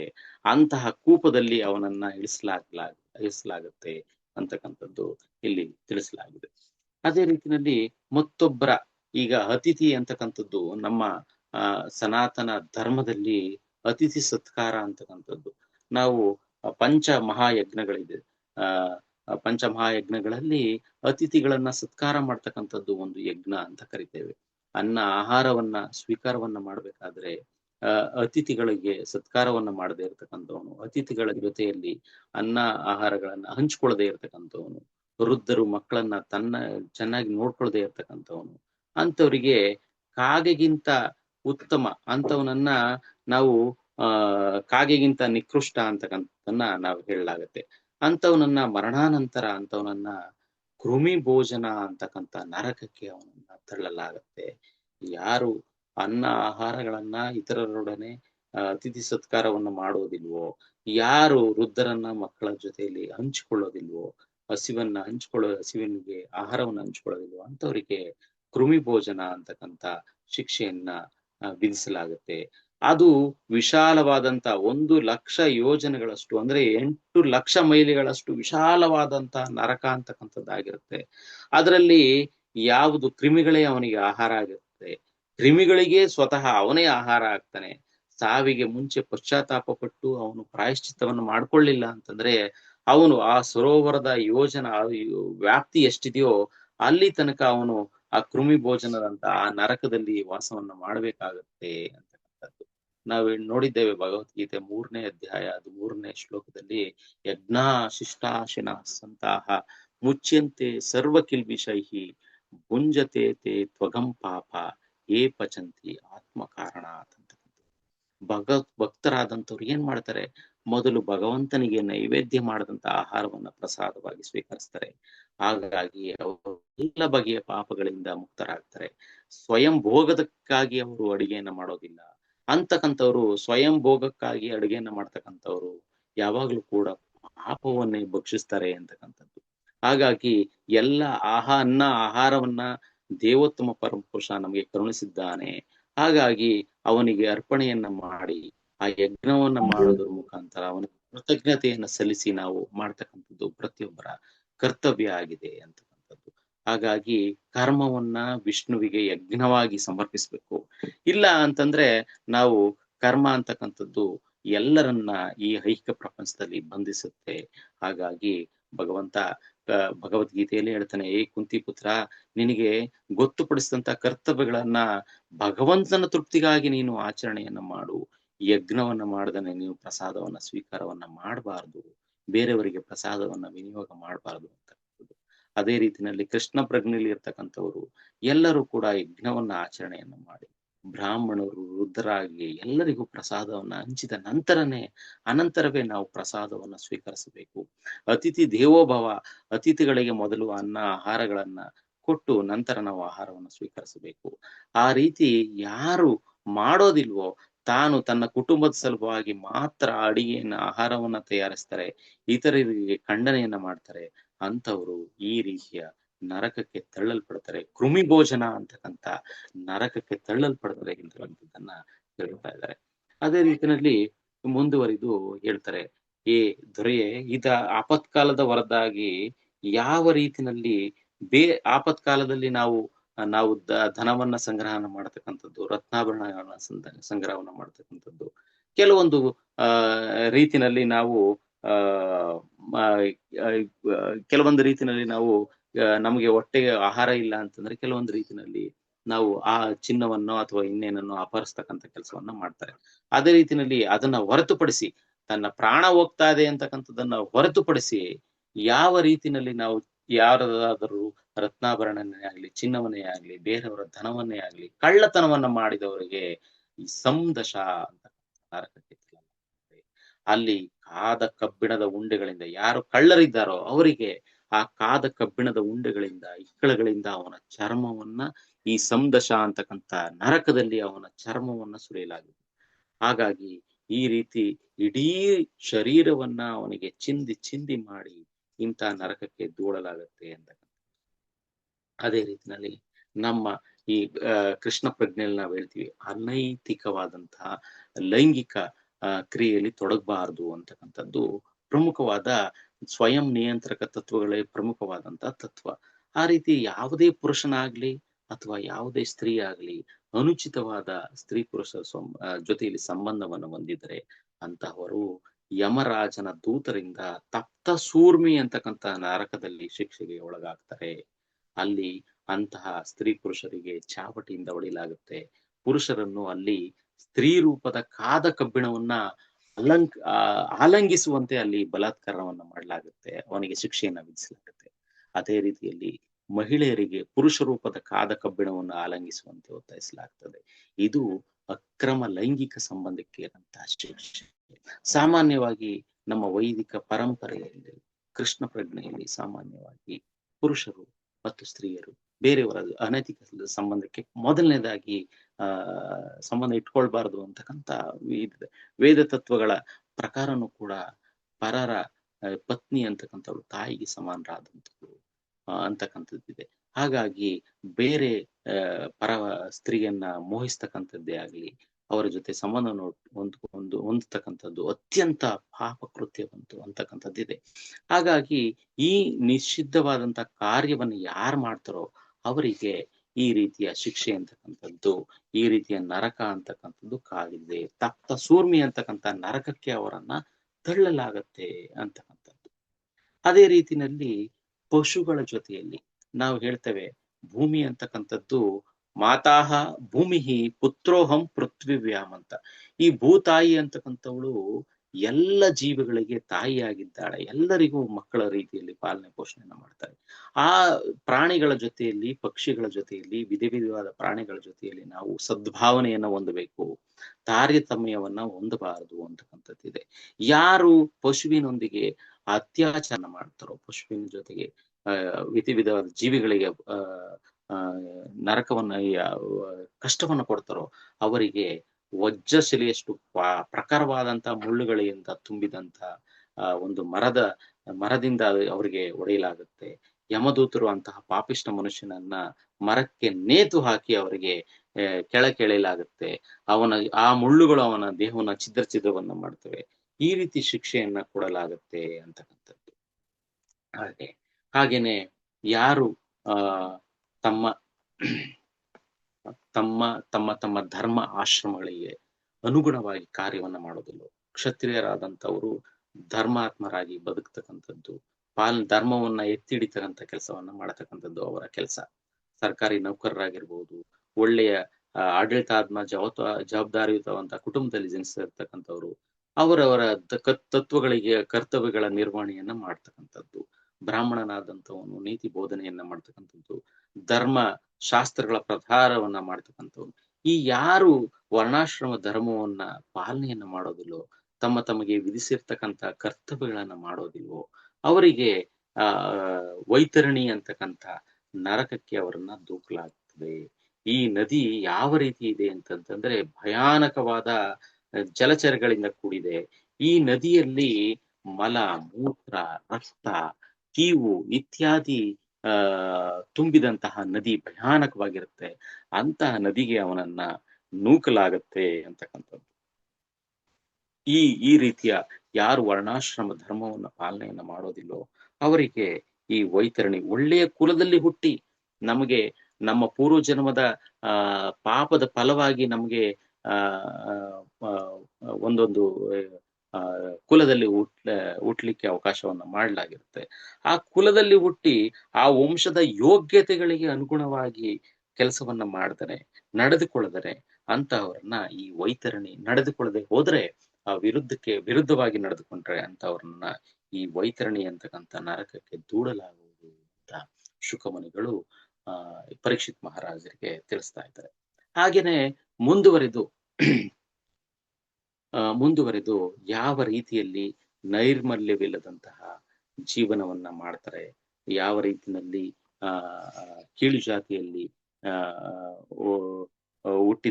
ಜನಿಸಿದಂತಹ ಲಜ್ಜೆಗೆಟ್ಟ ಮನುಷ್ಯರು ಆ ಪಶುಗಳಂತೆ ಯಾವ ರೀತಿಯಲ್ಲಿ ಬದುಕ್ತಾರೆ, ಅವರಿಗೆ ಯಾವ ರೀತಿಯಲ್ಲಿ ಈ ರೀತಿಯಾದಂತಹ ನರಕಗಳಿಗೆ ತಳ್ಳಲಾಗತ್ತೆ ಅಂತಕ್ಕಂಥದ್ದನ್ನ ಹೇಳ್ತಾರೆ. ಅದೇ ರೀತಿನಲ್ಲಿ ಮುಂದುವರೆದು ಹೇಳ್ತಾರೆ, ಈ ಜನ್ಮದಲ್ಲಿ ಯಾವ ರೀತಿನಲ್ಲಿ ನಮ್ಮ ನಾಲಿಗೆಯ ರುಚಿಗೋಸ್ಕರ ನಮ್ಮ ಆರೋಗ್ಯ, ನಮ್ಮ ಆಹಾರಕ್ಕಾಗಿ ಪ್ರಾಣಿಗಳನ್ನ ಕೊಲ್ತಕ್ಕಂಥದ್ದು, ಧಾರ್ಮಿಕ ಯಜ್ಞಗಳ ಹೆಸರಿನಲ್ಲಿ ಪ್ರಾಣಿ ಬಲಿಯನ್ನ ನೀಡ್ತಕ್ಕಂಥದ್ದು, ಈ ರೀತಿ ಮಾಡ್ತಕ್ಕಂಥವರಿಗೆ ಕುಂಬಿಪಾಕ ಮತ್ತು ವಿಷಸನ ಅಂತಕ್ಕಂಥ ನರಕಕ್ಕೆ ಅವರನ್ನ ದೂಡಲಾಗತ್ತೆ ಅಂತಕ್ಕಂಥದ್ದು ನಾವು ನೋಡಿದ್ದೇವೆ. ನಾವು ಭೋಜನದ ದೃಷ್ಟಿಯಿಂದ ನಮಗೆ ಸಸ್ಯ ಸಂಪತ್ತಿದೆ, ಹಲವಾರು ಸಸ್ಯ ಇದೆ, ಧಾನ್ಯಗಳನ್ನ ನೀಡಲಾಗಿದೆ. ಆದ್ರೂ ಕೂಡ ನಮ್ಮ ನಾಲಿಗೆಯ ರುಚಿಗಾಗಿ ಕೇವಲ ನಮ್ಮ ನಾಲಿಗೆಯ ರುಚಿಗಾಗಿ ಆಹಾರ ಅಂತಕ್ಕಂಥದ್ದು ನಮ್ಮ ಹಕ್ಕು, ನಾವು ಇಲ್ಲಿರ್ತಕ್ಕಂಥ ಜೀವಿಗಳೆಲ್ಲವೂ ಕೂಡ ನಮ್ಮ ಭೋಗಕ್ಕೆ ಇರತಕ್ಕಂಥವು ಅಂತ ದೃಷ್ಟಿಯಿಂದ ನಾವು ಪ್ರಾಣಿಗಳ ವಧೆಯನ್ನ ಮಾಡ್ತಕ್ಕಂಥದ್ದು, ಪಕ್ಷಿಗಳನ್ನ ವಧೆಯನ್ನ ಮಾಡ್ತಕ್ಕಂಥದ್ದು, ಅದರ ಆಹಾರವನ್ನು ಸೇವಿಸ್ತಕ್ಕಂಥದ್ದು, ಅಂತವರಿಗೆ ಈ ಕುಂಬಿಪಾಕ ಮತ್ತು ವಿಶೇಷಣ ಅಂತಕ್ಕಂಥ ನರಕಕ್ಕೆ ಹೇಳಲಾಗುತ್ತೆ. ಅಂತವ್ರನ್ನ ಕುದಿಯುವ ಎಣ್ಣೆಯಲ್ಲಿ ಬೇಯಿಸಲ್ಪಡಲಾಗುತ್ತದೆ. ಅವರು ಯಮದೂತರಿಂದ ತೀವ್ರವಾಗಿ ಹಿಂಸೆಯನ್ನು ಅನುಭವಿಸ್ಬೇಕಾಗುತ್ತೆ. ನಾವು ನೋಡಿದ್ದೇವೆ, ಆ ಮೂಢನಂಬಿಕೆಯನ್ನು ಅನುಸರಿಸ್ತಾ ಕಾಳಿ ಪೂಜೆ ಹೆಸರಿನಲ್ಲಿ, ದುರ್ಗಾ ಪೂಜೆ ಹೆಸರಿನಲ್ಲಿ, ವಿಧವಾದ ದೇವತೆಗಳ ಹೆಸರಿನಲ್ಲಿ ನಾವು ಬಡ ಪ್ರಾಣಿಗಳನ್ನ ವಧೆ ಮಾಡ್ತಕ್ಕಂಥದ್ದನ್ನ ನೋಡಿದ್ದೇವೆ. ಅಂತವರಿಗೆ ಈ ರೀತಿಯ ಶಿಕ್ಷೆ ಅಂತಕ್ಕಂಥದ್ದು ವಿಧವಾದ ಶಿಕ್ಷೆಯನ್ನ ವಿಧಿಸಲಾಗುತ್ತೆ. ಯಾರೋ ಒಬ್ರು ಒಂದ್ಸತಿ ವಧಾಗೃಹಗಳು ಹಲವಾರು, ಇವತ್ತಂತೂ ಪ್ರತಿನಿತ್ಯವೂ ಕೂಡ ಪ್ರಾಣಿ ಪಕ್ಷಿಗಳನ್ನ ವಧೆ ಮಾಡ್ತಕ್ಕಂಥದ್ದು, ಮಾಂಸಾಹಾರ ಭೋಜನಕ್ಕೋಸ್ಕರ, ನಾಲಿಗೆಯ ರುಚಿಗೋಸ್ಕರ ಪ್ರಾಣಿ ವಧೆಯನ್ನ ಮಾಡ್ತಕ್ಕಂಥದ್ದು ಇವತ್ತು ಹೆಚ್ಚಾಗಿದೆ. ಹಾಗಾಗಿ ಅಂತವರಿಗೆ ಈ ಕುಂಬಿಪಾಕ ಮತ್ತು ವಿಷಸನ ಅಂತಕ್ಕಂಥ ನರಕಕ್ಕೆ ಅವರು ದೂಡಲ್ಪಡ್ತಾರೆ. ಯಾವ ಪ್ರಾಣಿಗಳನ್ನ ನಾವು ಯಾವ ರೀತಿಯಲ್ಲಿ ಹಿಂಸೆ ಕೊಟ್ಟು ನಾವು ಪಾಪವನ್ನು ಮಾಡಿರ್ತೀವೋ ಅದೇ ಪ್ರಾಣಿಗಳು ನಮ್ಮನ್ನ ಕಿತ್ತು ತಿಂದುವಂತ ಈ ನರಕದಲ್ಲಿ ನಮ್ಮನ್ನ ಭೋಕ್ಷಣೆಯನ್ನ ಮಾಡ್ತವೆ. ಆ ರೀತಿ ನರಕಕ್ಕೆ ಮಾಂಸಾಹಾರಿಗಳು ದೂಡಲ್ಪಡ್ತಾರೆ ಅಂತಕ್ಕಂಥದ್ದು. ಹಾಗಾಗಿ ನಾವು ಕೃಷ್ಣ ಪ್ರಜ್ಞೆಯಲ್ಲಿ ಮೊದಲನೇ ಫಸ್ಟ್ ಅಂಡ್ ಫೋರ್ಮೋಸ್ಟ್ ಅಂತಕ್ಕಂಥದ್ದು ನಿಯಂತ್ರಕ ತತ್ವಗಳು ಅಂತಂದ್ರೆ 4 ಪಾಪ ಕಾರ್ಯಗಳಲ್ಲಿ ಮೊದಲೇ ಹೇಳ್ತಕ್ಕಂಥದ್ದು, ನಾವು ಮಾಂಸ, ಮೀನು ಮತ್ತು ಮೊಟ್ಟೆಗಳನ್ನ ತಿನ್ಬಾರ್ದು. ಈ ಆಹಾರಗಳಲ್ಲಿ ರಾಜಸಿಕ ಮತ್ತು ತಾಮಸಿಕ ಗುಣಗಳಿದೆ. ಆದ್ದರಿಂದ ಇವನಿಗೆ ಭಗವಂತನಿಗೆ ಆಹಾರ ಅಂತಕ್ಕಂಥದ್ದನ್ನ ನಾವು ಅರ್ಪಿಸ್ಲಿಕ್ಕೆ ಸಾಧ್ಯ ಇಲ್ಲ ಅಂತಕ್ಕಂಥದ್ದು ನಮ್ಮ ಕೃಷ್ಣ ಪ್ರಜ್ಞೆಯಲ್ಲಿ ಮೊದಲನೇದಾದಂತಹ ಒಂದು ನಿಯಂತ್ರಕ ತತ್ವ ಆಗಿದೆ. ಹಾಗಾಗಿ ಈ ರೀತಿಯ ಶಿಕ್ಷೆಗೆ ನಾವು ಈ ಆಹಾರ ಮಾಂಸ ಭಕ್ಷಣೆಯನ್ನು ಯಾರು ಮಾಡ್ತಾರೆ ಅವರಿಗೆ ಈ ರೀತಿಯ ಶಿಕ್ಷೆ ಅಂತಕ್ಕಂಥದ್ದು ಕೊಡಲಾಗತ್ತೆ ಅಂತಕ್ಕಂಥದ್ದನ್ನ ಹೇಳಲಾಗಿದೆ. ಅದೇ ರೀತಿಯಲ್ಲಿ ನಾವು ಹಲವಾರು ರೀತಿಯಲ್ಲಿ ಈ ಜನ್ಮದಲ್ಲಿ ಸುಳ್ಳನ್ನ ಹೇಳ್ತಾ ಇರ್ತೇವೆ. ವ್ಯಾಪಾರ ವ್ಯವಹಾರದಲ್ಲಿ ಮೋಸವನ್ನ ಮಾಡ್ತೇವೆ. ದಾನ ಮಾಡ್ಬೇಕಾದ್ರೆ ಸುಳ್ಳನ್ನ ಹೇಳ್ತೇವೆ. ಅಂತವರಿಗೆ ಯಾರು ಸುಳ್ಳು ಸಾಕ್ಷಿಯನ್ನ ಹೇಳ್ತಾರೆ, ವ್ಯಾಪಾರ ವ್ಯವಹಾರದಲ್ಲಿ ಯಾರು ಮೋಸವನ್ನ ಮಾಡ್ತಾರೆ, ಅಂತವರಿಗೆ ಅವೀಚಿಮತ್ ಅಂತಕ್ಕಂಥ ನರಕದಲ್ಲಿ ಅವರಿಗೆ ನರಕವನ್ನ ವಿಧಿಸಲಾಗುತ್ತೆ. ಈ ನರಕದಲ್ಲಿ ಕಠೋರವಾದ ಶಿಕ್ಷೆಯನ್ನ ಕೊಡ್ಲಾಗುತ್ತೆ ಅಂತಕ್ಕಂಥದ್ದನ್ನ ಇಲ್ಲಿ ಅವನಿಗೆ ಈ ಪಾಪಿಷ್ಟನನ್ನ ಪರ್ವತದ ತುದಿಯಿಂದ ಅವನನ್ನ ಎಸೆಯಲಾಗತ್ತೆ. ಅವನ ದೇಹ ಅಂತಕ್ಕಂಥದ್ದು ಚೂರು ಚೂರಾಗತ್ತೆ. ಆದ್ರೂ ಅವನು ಸಾಯೋದಿಲ್ಲ, ಅವನು ಶಿಕ್ಷೆಯನ್ನ ಅನುಭವಿಸಬೇಕಾಗತ್ತೆ. ಅವನ ಶಿಕ್ಷೆ ಸಾವಿರಾರು ವರ್ಷಗಳ ಕಾಲ ಅವನು ಶಿಕ್ಷೆಯನ್ನ ಅನುಭವಿಸ್ಬೇಕಾಗತ್ತೆ ಅಂತಕ್ಕಂಥದ್ದು. ಅದೇ ರೀತಿನಲ್ಲಿ ನಾವಿವತ್ತು ನೋಡಿದ್ದೇವೆ, ನಮ್ಮದು 2ನೇ ನಿಯಂತ್ರಕ ತತ್ವ, 3ನೇ ನಿಯಂತ್ರಕ ತತ್ವ ಯಾವುದು? ಮಾದಕ ವಸ್ತುಗಳ ಸೇವನೆಯನ್ನ ಮಾಡಬಾರದು, ಮದ್ಯಪಾನವನ್ನ ಮಾಡಬಾರದು, ಆಲ್ಕೋಹಾಲು, ಹೊಗೆ ಸೊಪ್ಪು ಮತ್ತೆ ಕೆಫೀನ್ ಇರ್ತಕ್ಕಂಥ ಪದಾರ್ಥಗಳನ್ನ, ಪಾನೀಯಗಳನ್ನ, ಆಹಾರ ವಸ್ತುಗಳನ್ನ ನಾವು ತಿನ್ನಬಾರದು, ಕುಡಿಬಾರದು ಅಂತಕ್ಕಂಥದ್ದಿದೆ. ಈ ಪದಾರ್ಥಗಳನ್ನ ಸೇವಿಸಿದಾಗ ಇಂದ್ರಿಯಗಳನ್ನ ಆ ಅತಿಯಾಗಿ ಪ್ರಚೋದನೆಯನ್ನ ಮಾಡಿ ನಮ್ಮ ಭಕ್ತಿಯಿಂದ ನಮ್ಮನ್ನ ವಿಮುಖರಾಗಿ ಮಾಡ್ತವೆ. ಹಲವಾರು ಪಾಪ ಕಾರ್ಯಗಳನ್ನ ಮಾಡ್ಲಿಕ್ಕೆ ನಮ್ಮನ್ನ ಈ ಮಾದಕ ಪದಾರ್ಥಗಳು ಅಂತಕ್ಕಂಥವು ಉತ್ತೇಜಿಸ್ತವೆ. ಅಂತಹ ಮದ್ಯಪಾನವನ್ನ ಮಾಡ್ತಕ್ಕಂಥವರಿಗೆ ಆ ಹಯಪಾನ ಅಂತಕ್ಕಂಥ ನರಕಕ್ಕೆ ಅವರನ್ನ ತಳ್ಳಲಾಗತ್ತೆ. ಮದ್ಯಪಾನ ಇವತ್ತು ಪ್ರಪಂಚದಲ್ಲಿ ಏನಾಗಿದೆ ಅಂತಂದ್ರೆ, ಮದ್ಯಪಾನ ಮಾಡ್ತಕ್ಕಂಥದ್ದು ಒಂದು ಪಾರ್ಟ್ ಆಫ್ ಲೈಫ್. ಇವತ್ತು ಪಾರ್ಟಿ ಮಾಡದೇ ಇರ್ತಕ್ಕಂಥವ್ರು, ಮದ್ಯಪಾನ ಮಾಡದೇ ಇರ್ತಕ್ಕಂಥವ್ರು, ಧೂಮಪಾನ ಇರ್ತಕ್ಕಂಥವ್ರನ್ನ ಯಾವ ರೀತಿಯಲ್ಲಿ ಉತ್ಪ್ರೇಕ್ಷೆಯನ್ನ ಮಾಡ್ಲಾಗತ್ತೆ ಅಂತಂದ್ರೆ, ನಿನ್ನ ಜನ್ಮನೇ ವ್ಯರ್ಥ ಅಂತಕ್ಕಂಥದ್ರ ರೀತಿನಲ್ಲಿ ಮೂದಿಸಲಾಗುತ್ತೆ. ಅಂಥವರಿಗೆ ಯಾರು ಸೋಮರಸವನ್ನ ಮಾಡ್ತಾರೋ, ಯಾರು ಮದ್ಯಪಾನವನ್ನ ಮಾಡ್ತಾರೋ ಅಂಥವರಿಗೆ ನರಕ ಅಂತಕ್ಕಂಥದ್ದಿದೆ, ಅಯಪಾನ ಅಂತಕ್ಕಂಥದ್ದು, ನರಕ ಅಂತಕ್ಕಂಥದ್ದಿದೆ. ಅವರಿಗೆ ಯಾವ ಶಿಕ್ಷೆಯನ್ನ ವಿಧಿಸಲಾಗುತ್ತೆ ಅಂತಂದ್ರೆ, ಯಮದೂತರು ಅವನ ಎದೆಯ ಮೇಲೆ ನಿಂತು ಕಾದ ಕಬ್ಬಿಣದ ರಸವನ್ನ ಅವರ ಬಾಯಿಗಳಿಗೆ ಪಾನೀಯ ರೀತಿಯಲ್ಲಿ ಮಾಡಲಾಗುತ್ತೆ. ಹಾಗಾಗಿ ಮದ್ಯಪಾನದ ಗೀಳನ್ನ ಅಂಟಿಸ್ಕೊಂಡಿರ್ತಕ್ಕಂಥವ್ರು ಯಾವ ರೀತಿಯಲ್ಲಿ ಪತನವನ್ನ ಹೊಂದ್ತಾರೆ, ಯಾವ ನರಕವನ್ನ ಅನುಭವಿಸ್ತಾರೆ ಅಂತಕ್ಕಂಥದ್ದನ್ನ, ಯಾವ ಶಿಕ್ಷೆಯನ್ನ ಅನುಭವಿಸ್ತಾರೆ ಅಂತಕ್ಕಂಥದ್ದನ್ನ ಈ ಅಯಪಾನ ಅಂತಕ್ಕಂಥ ನರಕಕ್ಕೆ ಅವರನ್ನ ದೂಡಲಾಗುತ್ತೆ ಅಂತಕ್ಕಂಥದ್ದು. ಅದೇ ರೀತಿನಲ್ಲಿ ಯಾವ ಪುರುಷರಾಗಿರಬಹುದು, ಮನುಷ್ಯರು ನಾವು ಪ್ರಾಣಿ ಬಲಿಯನ್ನ, ನರಬಲಿಯನ್ನ ಕೊಡ್ತಕ್ಕಂಥದ್ದು, ವಾಮಾಚಾರ ಮಾಡ್ತಕ್ಕಂಥದ್ದು ನಾವು ನೋಡಿದ್ದೇವೆ. ನಿಧಿಯ ಆಸೆಗಾಗಿ ಹಲವಾರು ರೀತಿಯಲ್ಲಿ ಮಕ್ಕಳನ್ನ, ಹಸುಳೆಗಳನ್ನ ಅಮಾವಾಸ್ಯೆ ಪೂರ್ಣಿಮೆಯ ದಿನದಲ್ಲಿ ಭೈರವ ಅಥವಾ ಭದ್ರಕಾಳಿಗೆ ನರಬಲಿಯನ್ನ ಕೊಡ್ತಕ್ಕಂಥದ್ದನ್ನ ನಾವು ನೋಡಿದ್ದೇವೆ. ಅಂತ ನರಬಲಿಯನ್ನ ಕೊಟ್ಟು ಅವರ ನರ ಮಾಂಸವನ್ನ ಭಕ್ಷಿಸ್ತಕ್ಕಂಥವ್ರು ಈ ಜಗತ್ತಿನಲ್ಲಿ ಇದ್ದಾರೆ.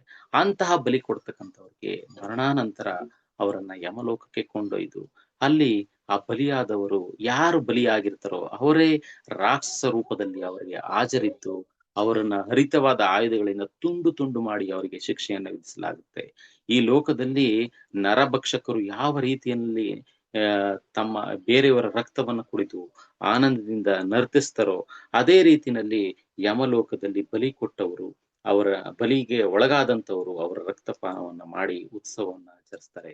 ಅದೇ ರೀತಿಯಲ್ಲಿ ಅವರಿಗೆ ವಾಪಸ್ಸು ಯಾವ್ದು ನ್ಯೂಟನ್ ಥರ್ಡ್ ಲಾ ಅಂತ ಹೇಳ್ತೀವಲ್ಲ, ಅದೇ ರೀತಿಯಲ್ಲಿ ವಾಪಸ್ ಅವರಿಗೆ ಅಂತಹ ಶಿಕ್ಷೆಯನ್ನ ವಿಧಿಸಲಾಗತ್ತೆ ಅಂತಕ್ಕಂಥದ್ದು.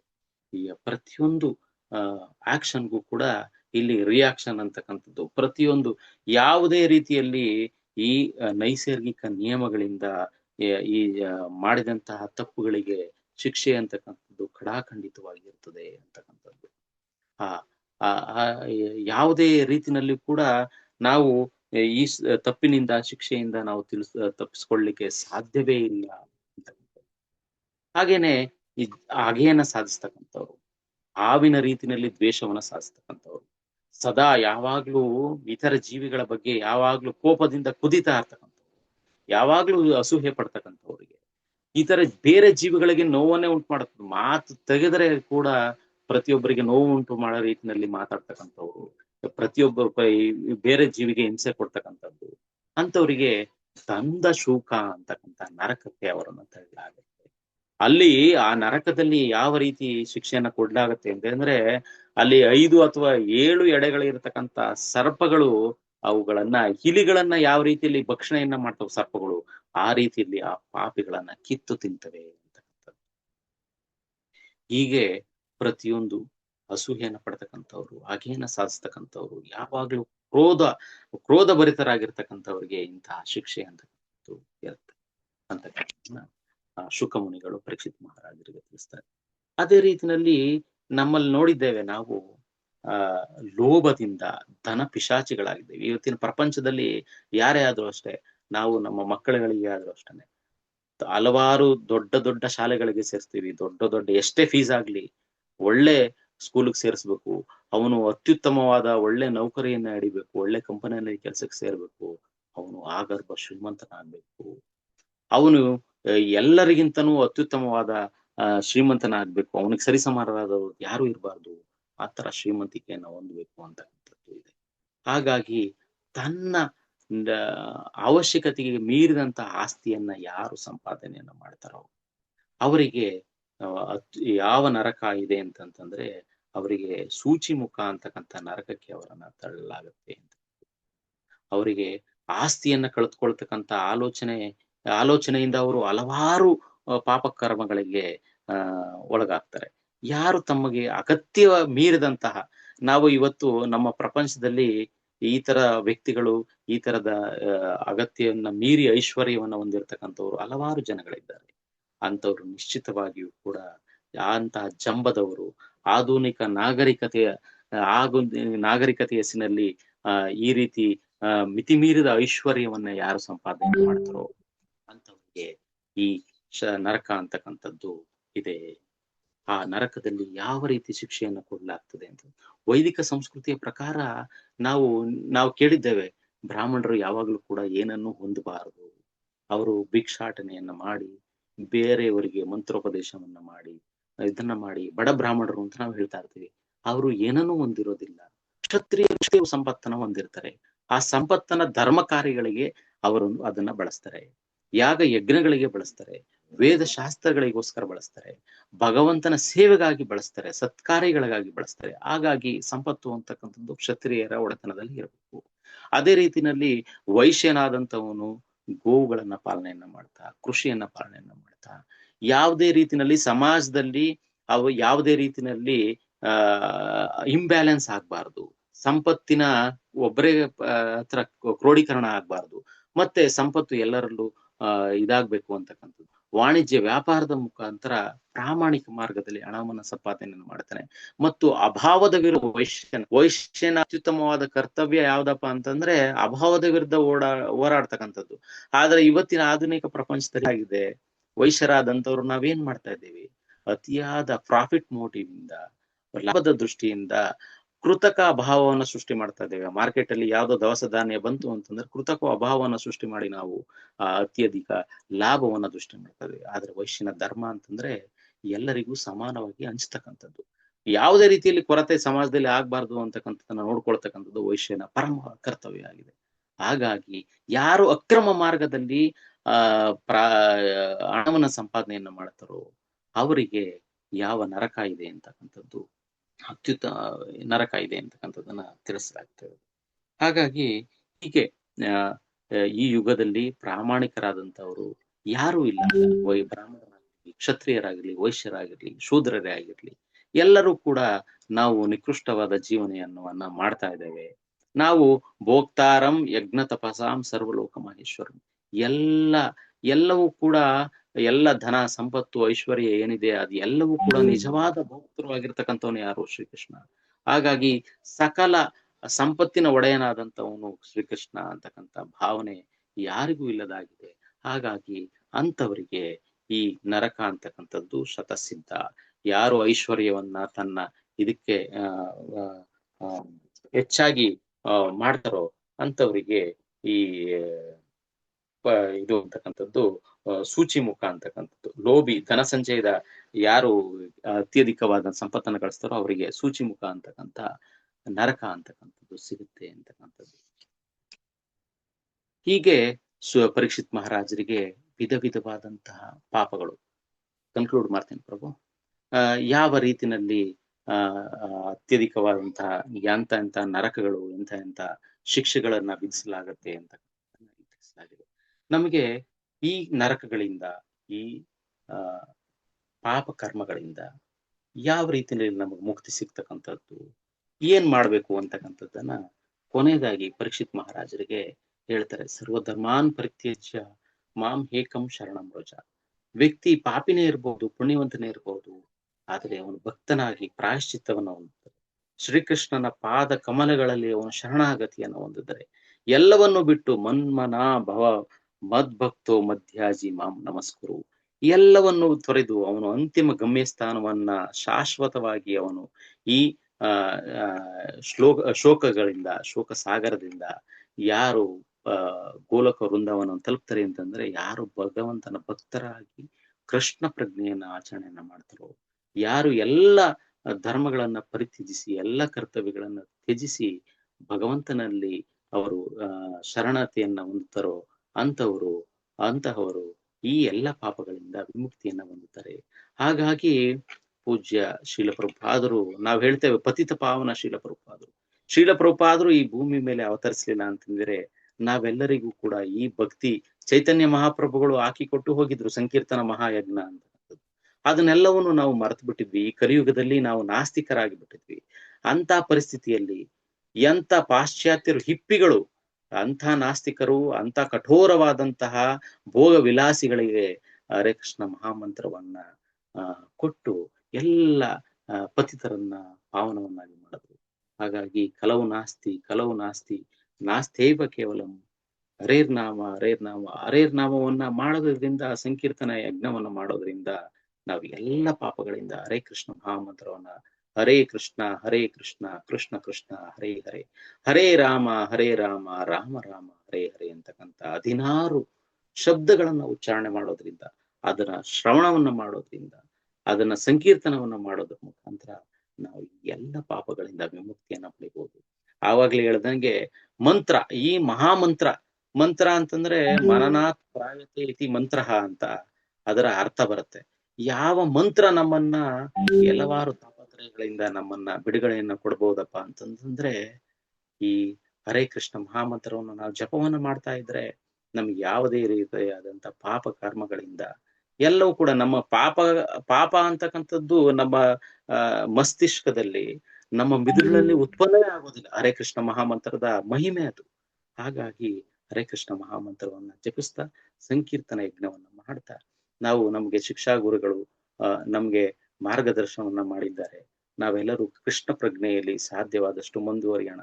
ಸ್ವಲ್ಪ ಮೊಪ್ಯಸ್ಯ ಧರ್ಮಸ್ಯ, ನಮ್ಮ ಹಿಂದಿನ ಜನ್ಮದ ಪುಣ್ಯದ ಫಲನೋ ಏನೋ ನಾವು ಈ ಕೃಷ್ಣ ಹರೇ ಕೃಷ್ಣ ಆಂದೋಲನದಲ್ಲಿ ನಾವು ತೊಡಗಿಸ್ಕೊಂಡಿದ್ದೇವೆ. ನಮ್ಮ ಶಿಕ್ಷಾ ಗುರುಗಳಿಗೆ ಯಾವುದೇ ರೀತಿಯಲ್ಲಿ ನಾವು ಸಂಪರ್ಕಕ್ಕೆ ಬಂದು ಹರೇ ಕೃಷ್ಣ ಮಹಾಮಂತ್ರವನ್ನ ನಾವು ಉಚ್ಚಾರಣೆ ಮಾಡ್ಲಿಕ್ಕೆ ನಮ್ಗೆ ಯೋಗ್ಯತೆ ಅಂತಕ್ಕಂಥದ್ದು ಬಂದಿದೆ. ಹಾಗಾಗಿ ನಾವು ಹರೇ ಕೃಷ್ಣ ಮಹಾಮಂತ್ರವನ್ನ ಜಪವನ್ನ ಮಾಡ್ತಾ ಯಾವ ಎಲ್ಲ ಮಂತ್ರಗಳಿಗಿಂತಲೂ ಅತ್ಯುತ್ತಮವಾದಂತಹ ಮಂತ್ರವನ್ನ ನಮ್ಗೆ ಭಕ್ತಿ ಚೈತನ್ಯ ಮಹಾಪ್ರಭುಗಳು ಅದರ ಮುಂದುವರೆದು ನಮ್ಮ ಶೀಲಪ್ರಭುಪಾದರು ನಮ್ಗೆ ದಯಪಾಲಿಸಿದ್ದಾರೆ. ಎಲ್ಲ ಪಾಪ ಕರ್ಮಗಳಿಗೂ ಒಂದೇ ಪರಿಹಾರ, ಸಂಕೀರ್ತನ ಯಜ್ಞ, ಹರೇ ಕೃಷ್ಣ ಮಹಾಮಂತ್ರದ ಜಪ. ಜೈ ಶ್ರೀ ಕೃಷ್ಣ. ಪತಿತ ಪಾವನ ಶೀಲಪ್ರಭುಪಾದರಿಗೆ ನಮಸ್ಕರಿಸುತ್ತಾ, ವಾಂಛಾಕಲ್ಪತರುಭ್ಯಶ್ಚ ಕೃಪಾ ಸಿಂಧುಭ್ಯ ಏವ ಚ ಪತಿತಾನಾಂ ಪಾವನೇಭ್ಯೋ ವೈಷ್ಣವೇಭ್ಯೋ ನಮಃ. ಎಲ್ಲ ವೈಷ್ಣವರಿಗೂ ಸಪ್ರೇಮ ನಮಸ್ಕಾರಗಳು. ಎಲ್ಲರಿಗೂ ವಂದಿಸುತ್ತಾ ಇವತ್ತಿನ ಈ ಶ್ರವಣ ಕಾರ್ಯಕ್ರಮವನ್ನು ಅಂದಿಸ್ತೀನಿ. ನನಗೆ ಪ್ರತ್ಯಕ್ಷವಾಗಿ ಮತ್ತು ಪರೋಕ್ಷವಾಗಿ ಸಹಕರಿಸಿದಂತ ತಮ್ಮೆಲ್ಲರಿಗೂ ಕೂಡ ಧನ್ಯವಾದಗಳು. ಮತ್ತೆ ಈ PPTಯನ್ನ ತಯಾರು ಮಾಡಿ ನನಗೆ ಏನೋ ಮೂಕಂ ಕರೋತಿ ವಾಚಾಲಂ ಪಂಗುಂ ಲಂಘಯತೆ ಗಿರಿಂ ಅಂತ ಯಾವುದೋ ಒಂದು ಪ್ರೇರಣೆಯಿಂದ ನಾನು 2-3 ತಿಂಗಳಿಂದ ನಾನು ಇದನ್ನ ಮುಂದೂಡುತ್ತಲೇ ಬಂದೆ, ಹಲವಾರು ಕಾರ್ಯಗಳ ಒತ್ತಡದಿಂದ. ಕೊನೆಯದಾಗಿ ಇವತ್ತು ಅವಕಾಶ ಸಿಕ್ತು. ಈ ಅವಕಾಶಕ್ಕಾಗಿ ಎಲ್ಲ ವೈಷ್ಣವರಿಗೂ, ತಮ್ಮ ಎಲ್ಲ ಸರ್ಕಲ್ ಎಲ್ಲ ಪ್ರತಿನಿಧಿಗಳಿಗೂ, ಎಲ್ಲ ವೈಷ್ಣವರಿಗೂ ಕೃತಜ್ಞತೆಗಳನ್ನು ತಿಳಿಸ್ತಾ, ಜೈ ಶ್ರೀ ಕೃಷ್ಣ. ಹರೇ ಕೃಷ್ಣ. ಸರ್ವಂ ಕೃಷ್ಣ ಅರ್ಪಣಮಸ್ತು. ಹರೇ ಕೃಷ್ಣ ಪ್ರಭು, ಧನ್ಯವಾದ. ಹರೇ ಕೃಷ್ಣ ಪ್ರಭು, ಹರೇ ಕೃಷ್ಣ. ತುಂಬಾ ಧನ್ಯವಾದಗಳು ಪ್ರಭು. ಹರೇ ಕೃಷ್ಣ. ಸೊ ನಮ್ಮ ಲಕ್ಷ್ಮೀ ನರಸಿಂಹದೇವರು ಮಾತಾಡಲಿದ್ದಾರೆ, ಮಾತಾಡೋಣ. It's on HPR. Hare Krishna. ಇವತ್ತು ಅದ್ಭುತವಾದ ಒಂದು ಅಧಿವೇಶನ. ಸೊ ಹೇಳಬೇಕು ಅಂತ ಹೇಳಿದ್ರೆ, ನರಕ ಗೋಕುಲ ಬಗ್ಗೆ ತಿಳ್ಕೊಳ್ಳುವಂಥದ್ದು ತುಂಬಾ ಒಂದು ಇಂಪಾರ್ಟೆನ್ಸಿ ಆಗಿರ್ಬೋದು. ಹಾಗೆ ನಾವು ದಿನನಿತ್ಯ ಮಾಡುವಂಥ ಚಟುವಟಿಕೆಗಳಾಗಿರ್ಬೋದು, ಕೃತ್ಯಗಳಾಗಿರ್ಬೋದು, ಅದರ ಅದರ ಒಂದು ಏನು ಫಲಾನುಫಲಗಳು ಎಲ್ಲಿ ಹೋಗುತ್ತೆ, ಏನಾಗುತ್ತೆ ಅನ್ನುವಂಥದ್ದು. ಸೊ ನಾವು ಮಾಡುವಂಥ ತಪ್ಪಿನಿಂದ ಯಾವ ಶಿಕ್ಷೆ ಆಗುವಂಥದ್ದು ಅನ್ನುವಂಥದ್ದನ್ನ ಪ್ರಭುಗಳು ಅದ್ಭುತವಾಗಿ ತಿಳಿಸ್ಕೊಟ್ಟಿದ್ದಾರೆ. ಅದರಿಂದ ಪರಿಹಾರನೂ ಕೂಡ ಏನು ನಮಗೆಲ್ಲ ಆಲ್ರೆಡಿ ತಿಳಿದಿರುವಂತೆ ಈ ಕಲಿಯುಗಕ್ಕೆ ಕೊಟ್ಟಿರುವಂಥದ್ದು ಏನು ಹರೇ ಕೃಷ್ಣ ಮಹಾಮಂತ್ರ ಅಲ್ವಾ. ಸೊ ನಾವು ಈ ಜಪಯಜ್ಞವನ್ನ ಮಾಡ್ತಾ ಸೊ ಕೃಷ್ಣ ಪ್ರಜ್ಞೆಯಲ್ಲಿ ಮುಂದುವರಿಯುತ್ತಾ ಸೊ ನಾವು ಮಾಡಿರುವಂತ ಪಾಪಗಳನ್ನ ಪರಿಹಾರ ಮಾಡಿಕೊಳ್ಳುವಂಥದ್ದು ಅಂತ ಕೂಡ ಪ್ರಭುಗಳು ಅದ್ಭುತವಾಗಿ ತಿಳಿಸ್ಕೊಟ್ಟಿರೋ ತುಂಬಾ ಧನ್ಯವಾದಗಳು ಪ್ರಭು. ಹೀಗೆ ನೀವು ಸದಾ ಅಧಿವೇಶನಗಳನ್ನ ಕೊಡ್ತಾ ಎಲ್ಲರಿಗೂ ಹೆಚ್ಚಿನ ಮಾಹಿತಿಗಳನ್ನು ತಿಳಿಸ್ಕೊಳ್ತಾ ಇರಬೇಕು ಅಂತ ಕೇಳ್ಕೊಳ್ತಾ ಆ ಎಲ್ಲ ಪ್ರಭುಗಳಿಗಾಗಿ ಅವರ ಕುಟುಂಬದವರಿಗಾಗಿ ಕೂಡ ಎಲ್ಲರೂ ಒಮ್ಮೆ ಪ್ರಾರ್ಥನೆಯನ್ನ ಮಾಡೋಣ. ಹರೇ ಕೃಷ್ಣ ಹರೇ ಕೃಷ್ಣ ಕೃಷ್ಣ ಕೃಷ್ಣ ಹರೇ ಹರೇ, ಹರೇ ರಾಮ ರಾಮ ರಾಮ ಹರೇ ಹರೇ. ಹರೇ ಕೃಷ್ಣ. ಧನ್ಯವಾದಗಳು ಪ್ರಭು. ಹರೇ ಕೃಷ್ಣ. ಈಗ ಕೆಲವೊಂದು ಸೂಚನೆಗಳಿದೆ, ಆ ನಂತರ ಪ್ರಶ್ನೆಗಳನ್ನು ತಗೊಳ್ಳೋಣ. ಹಲವಾರು ಅನೌನ್ಸ್ಮೆಂಟ್ ಅನ್ನುವಂಥದ್ದು. ಸೊ ಅನೌನ್ಸ್ಮೆಂಟ್ ಅಂತ ಹೇಳಿದ್ರೆ ನಿಮ್ಗೆ ಆಲ್ರೆಡಿ ಗ್ರೂಪಲ್ಲಿ ಕೂಡ ಶೇರ್ ಮಾಡಲಾಗಿದೆ. ಸೊ ಇವತ್ತು ಮತ್ತು ನಾಳೆ ಸೊ ಎರಡು ಸತ್ಸಂಗಗಳಿದೆ. ಸೊ ಮೊದಲನೇದಾಗಿ ನಾಗರತ್ನ ಮಾತಾಜಿ ಅವರ ಮನೆಯಲ್ಲಿ ಸೊ ಇವತ್ತು ಭಾಗವತಂ ಅನ್ನು ತಗೊಂಡು ಹೋಗ್ತಾ ಇರೋದ್ರಿಂದ ವೆಲ್ಕಮ್ ಭಾಗವತಮನ್ನ ಮನೆಗೆ ತಗೊಳ್ತಾ ಇದ್ದಾರೆ. ಸೊ ಅದಕ್ಕೆ ಆಹ್ವಾನ ಪತ್ರವನ್ನು ಕೂಡ ಎಲ್ಲರಿಗೂ ಕಳಿಸಿದ್ದಾರೆ. ಸೊ ನಾನೊಂದು ನಿಮಿಷ ಶೇರ್ ಮಾಡ್ತೀನಿ. ಸೊ ಗ್ರೂಪಲ್ಲಿ ಕೂಡ ಆಲ್ರೆಡಿ ಬಂದಿದೆ. 6ನೇ ತಾರೀಕು ಶನಿವಾರ 9 ಗಂಟೆಯಿಂದ 10 ಗಂಟೆ ಅಂತ ಹೇಳಿದ್ದಾರೆ. ಸೊ ಇವಾಗ ಭಾಗವತವನ್ನ ಆಹ್ವಾನ ಮತ್ತು ಸತ್ಸಂಗವನ್ನು ಅಂತ. ಸೊ ಮಾತಾಜಿ ಅವ್ರದ್ದು ಮನೆಯ ಲಿಂಕ್ ಅನ್ನೋದು ಕೂಡ ಗ್ರೂಪಲ್ಲೆಲ್ಲ ಶೇರ್ ಆಗಿದೆ. ಯಾರೆಲ್ಲ ಅನುಕೂಲತೆ ಆಗುತ್ತೆ. ಸೊ ಇವರು ಕನಕಪುರ ರೋಡಲ್ಲಿ ಇರುವಂಥದ್ದು. ಓಕೆ, ಅವ್ನು ಶೇರ್ ಆಗ್ತಿಲ್ಲ ಅನ್ಸುತ್ತೆ. ಒಂದು ನಿಮಿಷ.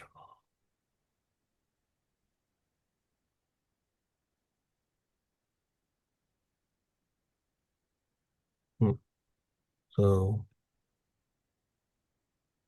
ಇವತ್ತು ಇದು ಮಾತಾಜಿ ಅವರ ಮನೆಯಲ್ಲಿ ಇವತ್ತು ನಡೆಯುತ್ತಾ ಇರುವಂಥದ್ದು.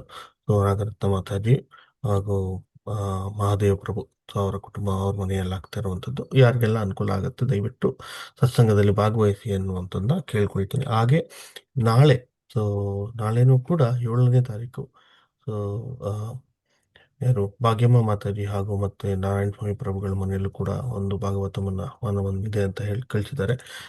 ಆ ಲಿಂಕ್ ಅನ್ನು ಕೂಡ ಗ್ರೂಪಲ್ಲಿ ಎಲ್ಲಾ ಕಡೆ ಶೇರ್ ಮಾಡಲಾಗಿದೆ. ದಯವಿಟ್ಟು ಎಲ್ಲರೂ ಭಾಗವಹಿಸುವಂತ ಒಂದು ಪ್ರಯತ್ನವನ್ನು ಮಾಡಿ ಅನ್ನುವಂಥದ್ದನ್ನ ಕೇಳ್ಕೊಳ್ತೀನಿ. ಹಾಗೆ ನಿಮ್ಗೆಲ್ಲರಿಗೂ ತಿಳಿದಿರುವ ಹಾಗೆ ಹೊಸ ಅಧಿವೇಶನ ಕೂಡ ಶುರು ಆಗ್ತಿದೆ ಅಲ್ವಾ? ಸೊ 15ನೇ ತಾರೀಕಿಂದ ಹೊಸ ಅಧಿವೇಶನ ಶುರು ಆಗ್ತಿದೆ. ದಯವಿಟ್ಟು ನಿಮ್ಗೆಲ್ಲ ಎಷ್ಟು ಜನಕ್ಕೆ ನಮಗೆ ಈ ಕೃಷ್ಣ ಪ್ರಜ್ಞೆಯನ್ನ ಕೊಡ್ಲಿಕ್ಕಾಗತ್ತೆ ಅದನ್ನ ಕೊಡುವಂತ ಒಂದು ಪ್ರಯತ್ನವನ್ನು ಮಾಡೋಣ. ಎಷ್ಟು ಜನಕ್ಕೆ ನಾವು ಇದನ್ನ ತಲುಪಿಸ್ಲಿಕ್ಕಾಗುತ್ತೆ ಅಷ್ಟು ಜನಕ್ಕೆ ತಲುಪಿಸುವ ಒಂದು ಪ್ರಯತ್ನವನ್ನು ಮಾಡೋಣ ಅಂತ ಹೇಳ್ತೀನಿ. ಆದಷ್ಟು ಎಲ್ಲರೂ ವಾಟ್ಸಪ್ ಲಿಂಕ್ ಆಗಿರ್ಬೋದು ಆ ಗ್ರೂಪಿಗೆ ಅಲ್ಲಿ ಸೇರಿಸುವಂತ ಒಂದು ಪ್ರಯತ್ನವನ್ನು ಮಾಡಿ ಅಂತ ಕೇಳ್ಕೊಳ್ತೀನಿ. ಹರೇ ಕೃಷ್ಣ. ಹಾಗೆ ನಿಮ್ಗೆ ಗೊತ್ತಿರ್ಬೋದು ಈ ದಿನ ನಿಮ್ಮ ಸಾಧನಾ ವರದಿಯಲ್ಲಿ ಸೊ ಒಂದು ಕೆಳಗಡೆ ಈಗ ಹೊಸದಾಗಿ ಒಂದು ಆಪ್ಷನ್ ಒಂದು ಬಂದಿದೆ ಅಲ್ವಾ? ಇದು today I am able to inspire new devotee ಅನ್ನುವಂಥದ್ದು. ಎಷ್ಟು ಜನ ಮಾಡ್ತಾ ಇದ್ದೀರಾ ಅನ್ನುವಂಥದ್ದು. ಎಷ್ಟು ಜನರ ಕೈಯಲ್ಲಿ ನಾವು ಕೃಷ್ಣ ಪ್ರಜ್ಞೆಯನ್ನು ಹೇಳಿಸ್ತಾ ಇದ್ದೀರಿ ಅಂದ್ರೆ ಕೃಷ್ಣನು ಹರೇ ಕೃಷ್ಣ ಮಹಾಮಂತ್ರವನ್ನು ಹೇಳಿಸ್ತಿದ್ದೀರಿ ಅಲ್ಲ ಅಂದ್ರೆ ಅವರಿಗೆ ಪ್ರೇರಣೆಯನ್ನು ಮಾಡ್ತಾ ಇದ್ದೀರಿ ಅದಕ್ಕೆ ಸಾಗಿಸುವಂಥದ್ದು ಅಂತ. ದಯವಿಟ್ಟು ಆದಷ್ಟು ಎಲ್ಲರೂ ಆ ಅದನ್ನ ಏನೋ ಪ್ರಯತ್ನವನ್ನು ಮಾಡಿ ಮಾಡಿಸುವಂಥದ್ದು. ರಿಪೋರ್ಟ್ ಕೂಡ ಪ್ರಭುಗಳು ಕಳಿಸಿದ್ದಾರೆ, ಬಟ್ ನಾನು ಎಲ್ಲರಿಗೂ ತೋರಿಸಿ ಹೇಳಲಿಕ್ಕೆ ಕಷ್ಟ ಆಗಲ್ಲ. ಬಟ್ ಎಲ್ಲರೂ ಮಾಡ್ತಾ ಇದ್ದೀರಾ, ಇನ್ನೂ ಹೆಚ್ಚಿಗೆ ಮಾಡಿ ಎನ್ನುವಂಥದ್ದು. ಸೊ ಯಾವ್ದನ್ನ ಒಂದು ರಿಪೋರ್ಟ್ ತೋರಿಸ್ತೀನಿ, ಅವರ ಸರ್ಕಲ್ನಿಂದ ನೋಡೋಣ.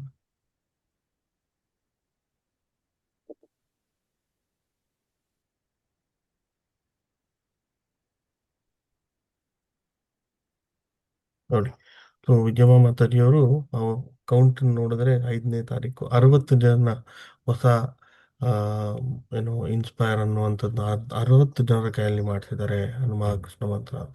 ಹಾಗೆ 6ನೇ ತಾರೀಕು ಕೂಡ 40 ಜನರ ಕೈಯಲ್ಲಿ ಮಾಡ್ತೀನಿ ಅಂತ ಹಾಕಿದ್ದಾರೆ. ಹೀಗೆ ಎಲ್ಲರೂ ನೋಡಿ, ಈಗ 12 ಜನ ಹಾಕಿದ್ದಾರೆ, 4 ಜನ ಕೈಯಲ್ಲಿ ಮಾಡ್ತೀನಿ, 2 ಜನ ಒಂದು ನಮ್ಮ ಕೈಯಲ್ಲಾದ್ರೆ ಒಬ್ಬರ ಕೈಯಲ್ಲಾದ್ರೂ ಕೂಡ ಇದನ್ನ ಹೇಳಿಸುವಂತ ಒಂದು ಪ್ರಯತ್ನವನ್ನು ಮಾಡೋಣ ಅನ್ನುವಂಥದ್ದು ನಮ್ಮಿಂದ.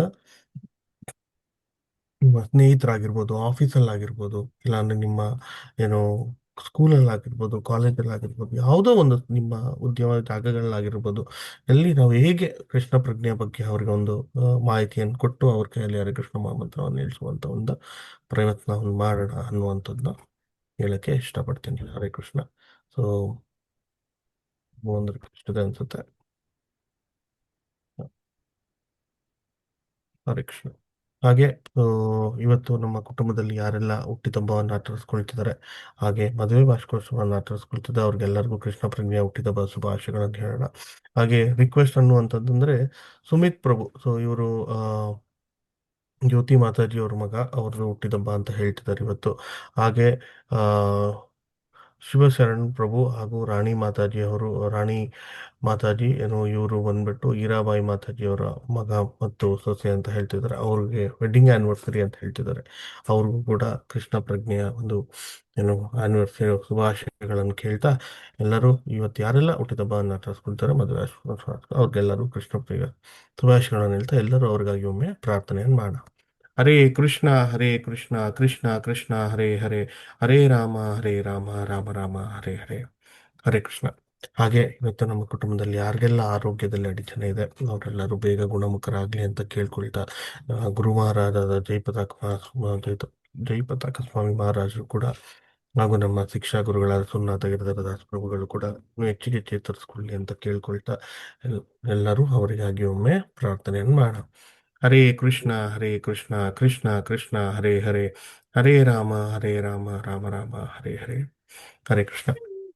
ಸೊ ನಾನು ಯಾವಾಗಲೂ ಹೇಳ್ತಾ ಇರ್ತೀನಿ, ಸತ್ಸಂಗ ಅನ್ನುವಂಥದ್ದು ತುಂಬ ಇಂಪಾರ್ಟೆಂಟು ಅಂತ. ABCD ಅನ್ನುವಂಥದ್ದು ನಮ್ಮನ್ನು ಕೃಷ್ಣ ಪ್ರಜ್ಞೆಯಲ್ಲಿ ಏನು ಮುಂದುವರಿಬೇಕು, ಕೃಷ್ಣ ಪ್ರಜ್ಞೆಯಲ್ಲಿ ಇರಬೇಕು ಅನ್ನೋವಂಥದ್ದು ಇರಬೇಕು ಅಂದರೆ ABCD ಅನ್ನುವಂಥದ್ದು ನಾವು ಖಂಡಿತ ಪಾಲನೆ ಅನ್ನೋದನ್ನ ಮಾಡಬೇಕು. ಎಲ್ಲರಿಗೂ ತಿಳಿದಿದೆ ABCD ಅಂದರೆ ಏನು. A for association, B for book reading, C for chanting, D for deity service. So ಎಲ್ಲರೂ ಆದಷ್ಟು ಏನು ಭಕ್ತರ ಸಂಗತಿಯಲ್ಲಿ ಇರುವಂಥ ಒಂದು ಪ್ರಯತ್ನವನ್ನು ಮಾಡಿ, ಪುಸ್ತಕಗಳನ್ನು ಓದಿ. ದಿನಕ್ಕೂ ಯಾವಾಗಲೂ ಹೇಳ್ತೀನಿ ನಾನು, ದಿನಕ್ಕೆ ಅಟ್ಲೀಸ್ಟ್ ಒಂದು ಪುಟ ಪುಸ್ತಕವನ್ನು ಓದಿ. ಪ್ರಭುಪಾದರು ನಮ್ಗೆ ಹಲವಾರು ಪುಸ್ತಕಗಳನ್ನು ಕೊಟ್ಟಿದ್ದಾರೆ ಅಲ್ವಾ. ಸೊ ಭಾಗವತಮು, ಭಗವದ್ಗೀತೆ ಎಲ್ಲ ಚಿಕ್ಕದಾದ ಯಾವುದೋ ಒಂದು ಪುಸ್ತಕಗಳು, ದಿನಕ್ಕೆ ಒಂದು ಪುಟ ಓದುವಂಥ ಒಂದು ಪ್ರಯತ್ನವನ್ನು ಮಾಡಿ. ದಿನನಿತ್ಯ ಸಾಧನ, ಸೊ ಜಪವನ್ನು ಮಾಡಿ, ಸೊ ನಿಮ್ಮ ಕೈಯಲ್ಲಿ ಮಾಡುವಂಥದ್ದು. ಆ ನಂತರ ಪ್ರಸಾದ, ಸೊ ನಮ್ಮನ್ನು ಪ್ಯೂರಿಫಿಕೇಶನ್ ಮಾಡಬೇಕಾಗಿರುವಂಥದ್ದು ಪ್ರಸಾದ. ದಯವಿಟ್ಟು ಎಲ್ಲರೂ ಏನು ಆದಷ್ಟು ಇನ್ನು ನೈವೇದ್ಯವನ್ನು ಮಾಡಿ ಭಗವಂತನಿಗೆ ಪ್ರಸಾದವನ್ನು ತಗೊಳ್ಳುವಂಥ ಒಂದು ದಿನನಿತ್ಯದ ಹವ್ಯಾಸವನ್ನು ಮಾಡಿಕೊಳ್ಳಿ. ಅದು ನಮ್ಮನ್ನು ಪ್ಯೂರಿಫಿಕೇಶನ್ ಮಾಡುವುದಲ್ಲದೆ ಇನ್ನೂ ಹೆಚ್ಚಿಗೆ ಕುಟುಂಬದಲ್ಲಿ ಈ ಭಕ್ತಿಯ ಮಾರ್ಗದಲ್ಲಿ ಹೋಗುವಂಥ ಒಂದು ಆಪ್ಷನ್ ಕೊಡುತ್ತೆ ಅಂತ ಹೇಳ್ತೀನಿ. ಹರೇ ಕೃಷ್ಣ. ಸೊ ಈಗ ಪ್ರಶ್ನೆಗಳಿದ್ರೆ ಏನಾದರೂ ತಗೊಳ್ಳೋಣ. ಹರೇ ಕೃಷ್ಣ. ಸೆಲ್ವಿ ಮಾತಾಜಿ, ಹರೇ ಕೃಷ್ಣ. ಹರೇ ಕೃಷ್ಣ ಪ್ರಭುಜಿ. ಹರೇ ಕೃಷ್ಣ. ಆರಾಮ ಪ್ರಭುಜಿ. ಹರೇ ಕೃಷ್ಣ ಪ್ರಭುಜಿ. ಪ್ರಭುಜಿ ಇವತ್ತಿನ ಕ್ಲಾಸ್ ಬಸವರಾಜ್ ಪ್ರಭುಜಿ, ವಾವ್, ಸಾಕ್ಷಾತ್ ಇವತ್ತು ಎಂತ ಪ್ರಭುಜಿ, ನಾವು ಯಾರು ಯಾವ ರೀತಿ ಪಾಪ ಮಾಡ್ತಾರ ಅವರವರಿಗೆ ಯಾವ ಶಿಕ್ಷೆ ಅಂತೇಳಿ ಕೇಳಲಿಕ್ಕೆ ತುಂಬಾ ಇವತ್ತಿನ ದಿನ ನಾವು ತುಂಬಾ ಅಳವಡಿಸ್ಕೊಂಡಿದ್ದೀವಿ. ಸ್ಕಂದ ಭಾಗವತ ಸ್ಕಂದ 5ನೇ ಸ್ಕಂದ 26ನೇ ಶ್ಲೋಕ ನಾನು ಇವತ್ತಿನೇ ತಕೊಂಡು ಓದ್ಲಿಕ್ಕೆ ಪ್ರಯತ್ನ ಮಾಡ್ತೀನಿ. ಆ ಶ್ರೀಮಂತ್ ಭಾಗವತ ಓದ್ಲಿಕ್ಕೆ ನಿಜವಾಗಿ ನಾವು ಒಂದು ನಮ್ಗೆ ಅದು ಎಷ್ಟು ಪ್ರಾರಣೆ ಆಗ್ತದೆ ಅಂತೇಳಿ ನಮ್ಗೆ ಅಷ್ಟು ಒಂದು ಮನ ಮುಟ್ಟುವಾಗ ಹೇಳಿದ್ದಾರೆ. ಅಂದ್ರೆ ಈಗ 18 ಲೋಕಗಳು, 28 ನರಕ ಲೋಕಗಳು. ಯಪ್ಪ, ಎಂತ ಮಾತುಗಳು ಕೇಳಲಿಕ್ಕೆ.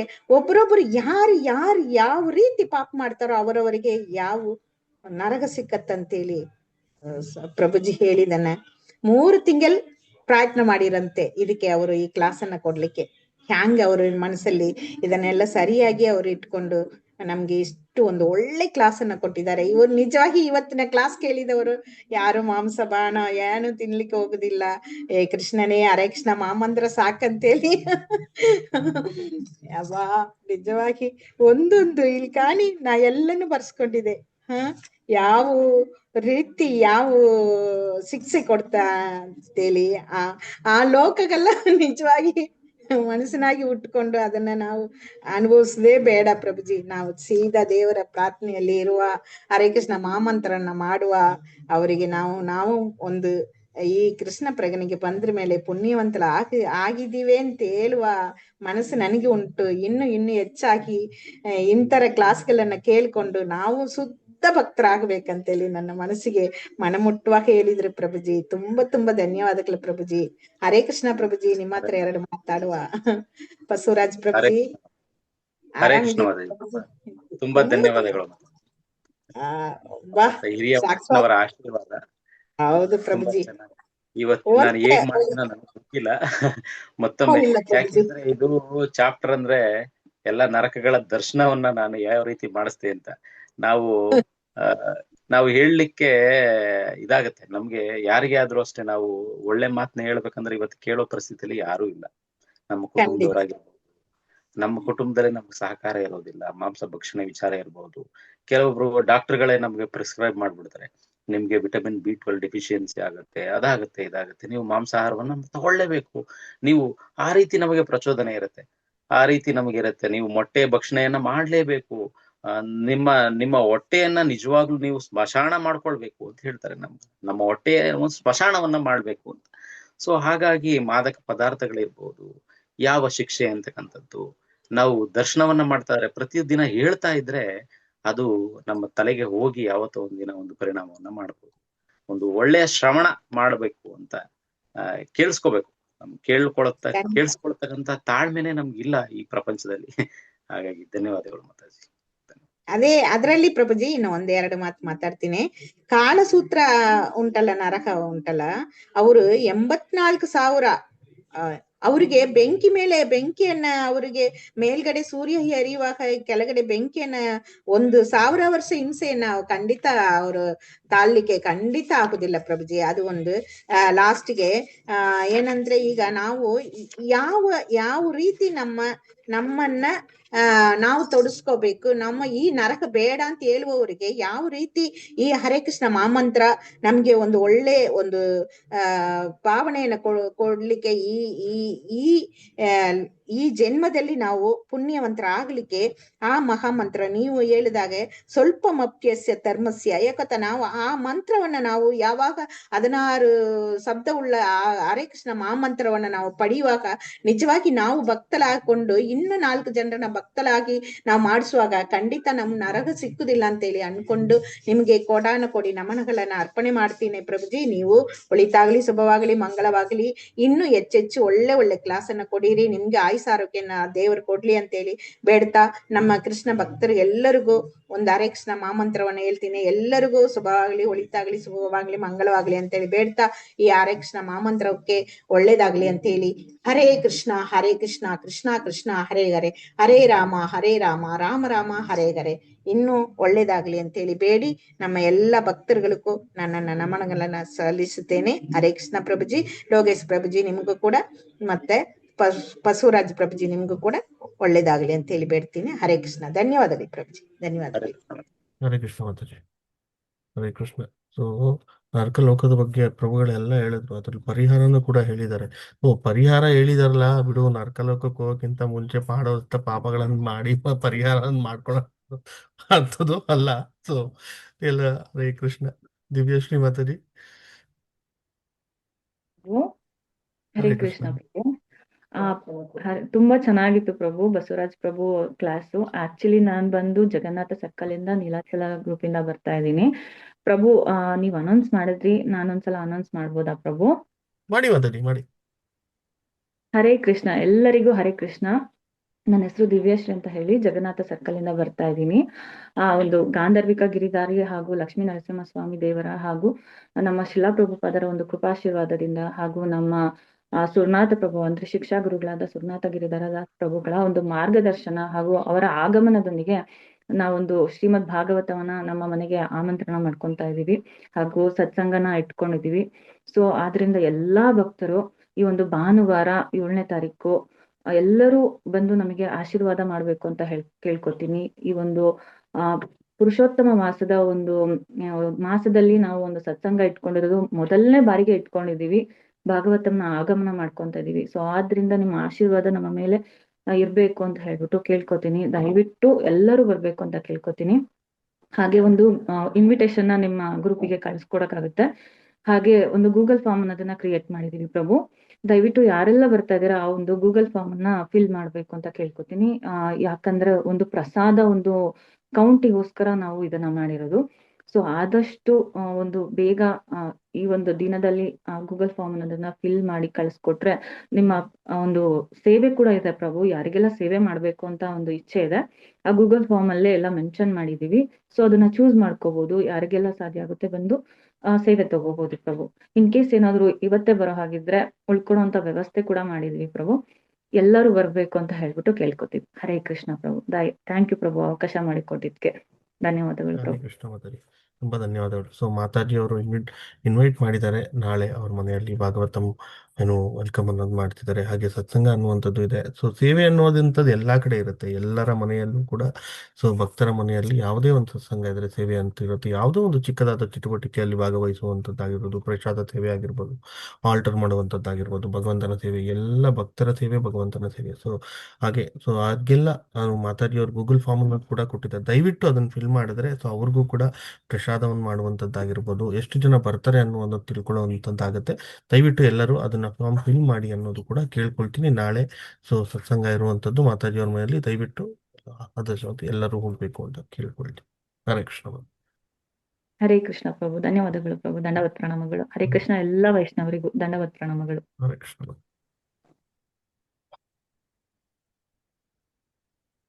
ವೆಂಕಟೇಶ್ ಪ್ರಭು, ಹರೇ ಕೃಷ್ಣ. ಹರೇ ಕೃಷ್ಣ ಪ್ರಭು, ಎಲ್ಲರಿಗೂ ಹರೇ ಕೃಷ್ಣ, ಬೆಳಗಿನ ಶುಭೋದಯಗಳು. ಮೊದಲನೇದಾಗಿ ಬಸವರಾಜ್ ಪ್ರಭು ತುಂಬಾ ಅದ್ಭುತವಾಗಿ ಅಧಿವೇಶನ ಇವತ್ತು ಹೇಳ್ಕೊಟ್ರು ನಮ್ಗೆ, ಪಾಪಗಳಿಗೆ ಯಾವ ಯಾವ ಶಿಕ್ಷೆ ಆಗುತ್ತೆ ಅಂತ. ನನ್ಗೊಂದು ಫ್ಲಾಶ್ ಬ್ಯಾಕ್ ಆಯ್ತು. ಇದು ಅನ್ಯನ್ ಫಿಲಿಂ ಬಂದಿತ್ತು, ವಿಕ್ರಮ್ ಮಾಡಿರೋದು, ಅದರಲ್ಲಿ ಕುಂಬಿ ಪಾಕಮು ಆತರ ಎಲ್ಲ ತೋರ್ಸಿದ್ರು ಫಿಲಿಮ್. ಅದೇ ಫ್ಲಾಶ್ ಬ್ಯಾಕ್ ಆಯ್ತು. ತುಂಬಾ ಚೆನ್ನಾಗಿ ಒಂದು ಅವೇರ್ನೆಸ್ ತರ ಇತ್ತು ಪ್ರಭು ಇದು. ತುಂಬಾ ಧನ್ಯವಾದಗಳು ಪ್ರಭು. ಇದೇ ರೀತಿ ಇನ್ನ ಮುಂದಿನ ದಿನಗಳಲ್ಲಿ ಇನ್ನೂ ಹೆಚ್ಚಿನ ಮಾಹಿತಿ ನಮ್ಗೆ ತಿಳಿಸ್ಬೇಕು. ಈ ತರ ವಿಶೇಷ ಅಧಿವೇಶನ ತುಂಬಾ ಅದ್ಭುತವಾಗಿತ್ತು ಪ್ರಭು ಇವತ್ತು. ಇದನ್ನ ಹೇಳಕ್ಕೆ ಇಚ್ಛೆ ಪಡ್ತೀನಿ. ಹರೇ ಕೃಷ್ಣ ಪ್ರಭು, ಧನ್ಯವಾದಗಳು. ರಾಧೇಶ್. ಗಾಯತ್ರಿ ರಾವ್ ಮಾತಾಡಿ, ಹರೇ ಕೃಷ್ಣ. ಕ್ಯಾಮ್ರಾವನ್ನು ಆನ್ ಮಾಡಿ.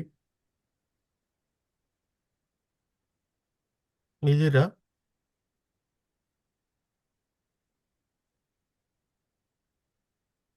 ಗಾಯತ್ರಿ ರವಿ ರಾವ್. ಓಕೆ, ಅನ್ಮ್ಯೂಟ್ ಮಾಡ್ತಿಲ್ಲ ಅನ್ಸುತ್ತೆ. ಹರೇ ಕೃಷ್ಣ. ಸೊ ಅಂದ್ರೆ ಯಾವುದೇ ಪ್ರಶ್ನೆಗಳಿಲ್ಲ ಅಂದ್ರೆ ಇವತ್ತಿನ ಅಧಿವೇಶನವನ್ನ ಮುಕ್ತಾಯವನ್ನು ಮಾಡೋಣ. ಹರೇ ಕೃಷ್ಣ. ಸೊ ಎಲ್ಲರೂ ಆದಷ್ಟು ABCD ಎಲ್ಲವನ್ನ ಪಾಲನೆ ಮಾಡಿ ಅನ್ನೋದನ್ನ ಕೇಳ್ಕೊಳ್ತೀನಿ. ಸೊ ಭಕ್ತರ ಸಾಂಗತ್ಯದಲ್ಲಿರೋಣ ಭಗವಂತನ ಹಾಗೆ ಈ ಹೊಸ ಅಧಿವೇಶನಕ್ಕೂ ಎಷ್ಟು ಜನಕ್ಕೆ ಕೃಷ್ಣ ಪ್ರಜ್ಞೆಯನ್ನು ಕೊಡಲಾಗುತ್ತೆ ಅಷ್ಟು ಜನಕ್ಕೆ ಕೃಷ್ಣ ಪ್ರಜ್ಞೆಯನ್ನು ಕೊಡುವಂತ ಒಂದು ಪ್ರಯತ್ನವನ್ನು ಮಾಡೋಣ ಅಂತ ಕೇಳ್ಕೊಳ್ತಾ ಎಲ್ಲರೂ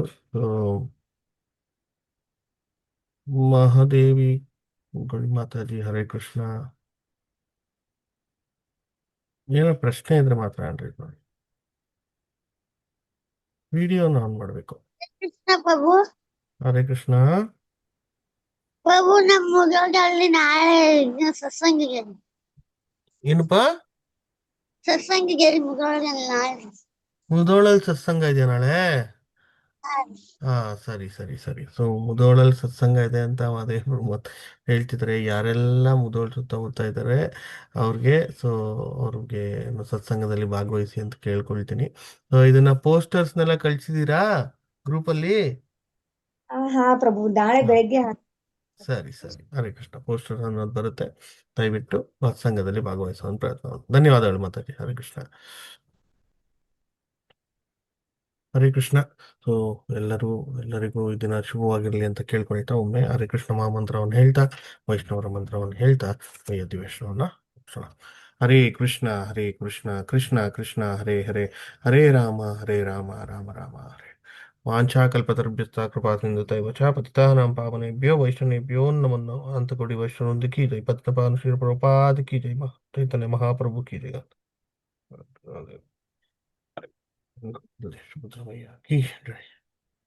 ಹರೇ ಕೃಷ್ಣ. ಸೊ ಈಗ ಎಲ್ಲರಿಗೂ ಅನ್ಮ್ಯೂಟ್ ಆಪ್ಷನ್ ಕೊಡ್ಲಾಗತ್ತೆ. ಎಲ್ಲರೂ ಒಂದು ಬಾರಿ ಹರೇ ಕೃಷ್ಣ ಮಹಾಮಂತ್ರವನ್ನು ಹೇಳ್ತಾ, ಹರೇ ಕೃಷ್ಣವನ್ನು ಹೇಳ್ತಾ ಅಧಿವೇಶನವನ್ನ ಬಿಡ್ಬೋದು. ಹರೇ ಕೃಷ್ಣ.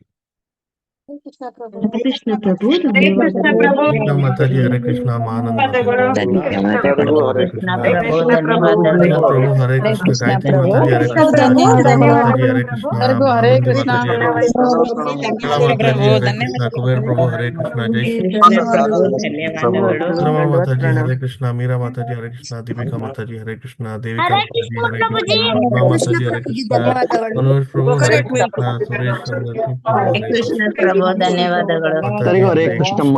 ಕೃಷ್ಣ, ಕೃಷ್ಣ ಮಾತಾಜಿ ಹರೇ ಕೃಷ್ಣ ಪ್ರಭು ಎಲ್ಲ ಕೃಷ್ಣ ಮಾತಾಜಿ ಹರೇ ಕೃಷ್ಣ, ಶಂಕರ ಮಾತಾಜಿ ಹರೇ ಕೃಷ್ಣ, ಉಮಾ ಮಾತಾಜಿ ಹರೇ ಕೃಷ್ಣ, ವಿವೋ V20 250 ಹರೇ ಕೃಷ್ಣ, ಚಂದ್ರಿಕಾ ಮಾತಾಜಿ ಹರೇ ಕೃಷ್ಣ, ನಿರ್ಮಲಾ ಮಾತಾಜಿ ಹರೇ ಕೃಷ್ಣ, ಕನಕ ಪ್ರಭು ಭುವನೇಶ್ವರಿ ಮಾತಾಜಿ ಹರೇ ಕೃಷ್ಣ, ಹರೇ ಕೃಷ್ಣ, ಸುರೇಶ್ ತ್ಯಾಗಿ ಹರೇ ಕೃಷ್ಣ, ಪ್ರವೀಣ್ ಕೆಆರ್ ಪ್ರಭು ಹರೇ ಕೃಷ್ಣ ಕೃಷ್ಣ, சொல்றீங்களா? ರಂಗನಾಥ್ ಪ್ರಭು ಹರೇ ಕೃಷ್ಣ, ವೆಂಕಟೇಶ್ ಪ್ರಭು ಹರೇ ಕೃಷ್ಣ, ಬಾಲೂರು ಗಣಪೈ ಪ್ರಭು ಹರೇ ಕೃಷ್ಣ, ಛಾಯಾ ಮಾತಾಜಿ ಹರೇ ಕೃಷ್ಣ, ಶಾಂತಮ್ಮ ಮಾತಾಜಿ ಹರೇ ಕೃಷ್ಣ, ಹರೇ ಕೃಷ್ಣ. ಎಲ್ಲರಿಗೂ ಹರೇ ಕೃಷ್ಣ. ಈ ದಿನ ಎಲ್ಲರಿಗೂ ಶುಭವಾಗಿರ್ಲಿ ಅಂತ ಕೇಳ್ಕೊಳ್ತಾ ಹರೇ ಕೃಷ್ಣ, ಹರೇ ಕೃಷ್ಣ, ಎಲ್ಲರಿಗೂ ಹರೇ ಕೃಷ್ಣ. ಈ ದಿನ ಎಲ್ಲರಿಗೂ ಶುಭವಾಗಿರ್ಲಿ ಅಂತ ಹರೇ ಕೃಷ್ಣ ಕೇಳ್ತಾ ಪ್ರಭುಜಿ, ಧನ್ಯವಾದ. ಎಲ್ಲರಿಗೂ ಹರೇ ಕೃಷ್ಣ. ಧನ್ಯವಾದಗಳು, ಎಲ್ಲರಿಗೂ ಧನ್ಯವಾದ. ಹರೇ ಕೃಷ್ಣ, ಕೃಷ್ಣ ಪ್ರಭುಜಿ ಧನ್ಯವಾದಗಳು. ಹರೇ ಕೃಷ್ಣ, ಹರೇ ಕೃಷ್ಣ ಪ್ರಭು ಧನ್ಯವಾದಗಳು ಪ್ರಭು. ಹರೇ ಧನ್ಯವಾದಗಳು, ಕೃಷ್ಣ ಎಲ್ಲರಿಗೂ ಎಲ್ಲರಿಗೂ ಧನ್ಯವಾದಗಳು ಪ್ರಭು. ಸಿದ್ದಪ್ಪ ಪ್ರಭು ಹರೇ ಕೃಷ್ಣ, ಹರೇ ಕೃಷ್ಣ, ಹರೇ ಎಲ್ಲರಿಗೂ ಕೃಷ್ಣ ಪ್ರಭು ಧನ್ಯವಾದಗಳು. ಹರೇ ಕೃಷ್ಣ ಮಾತಾಜಿ ಹರೇ ಕೃಷ್ಣ.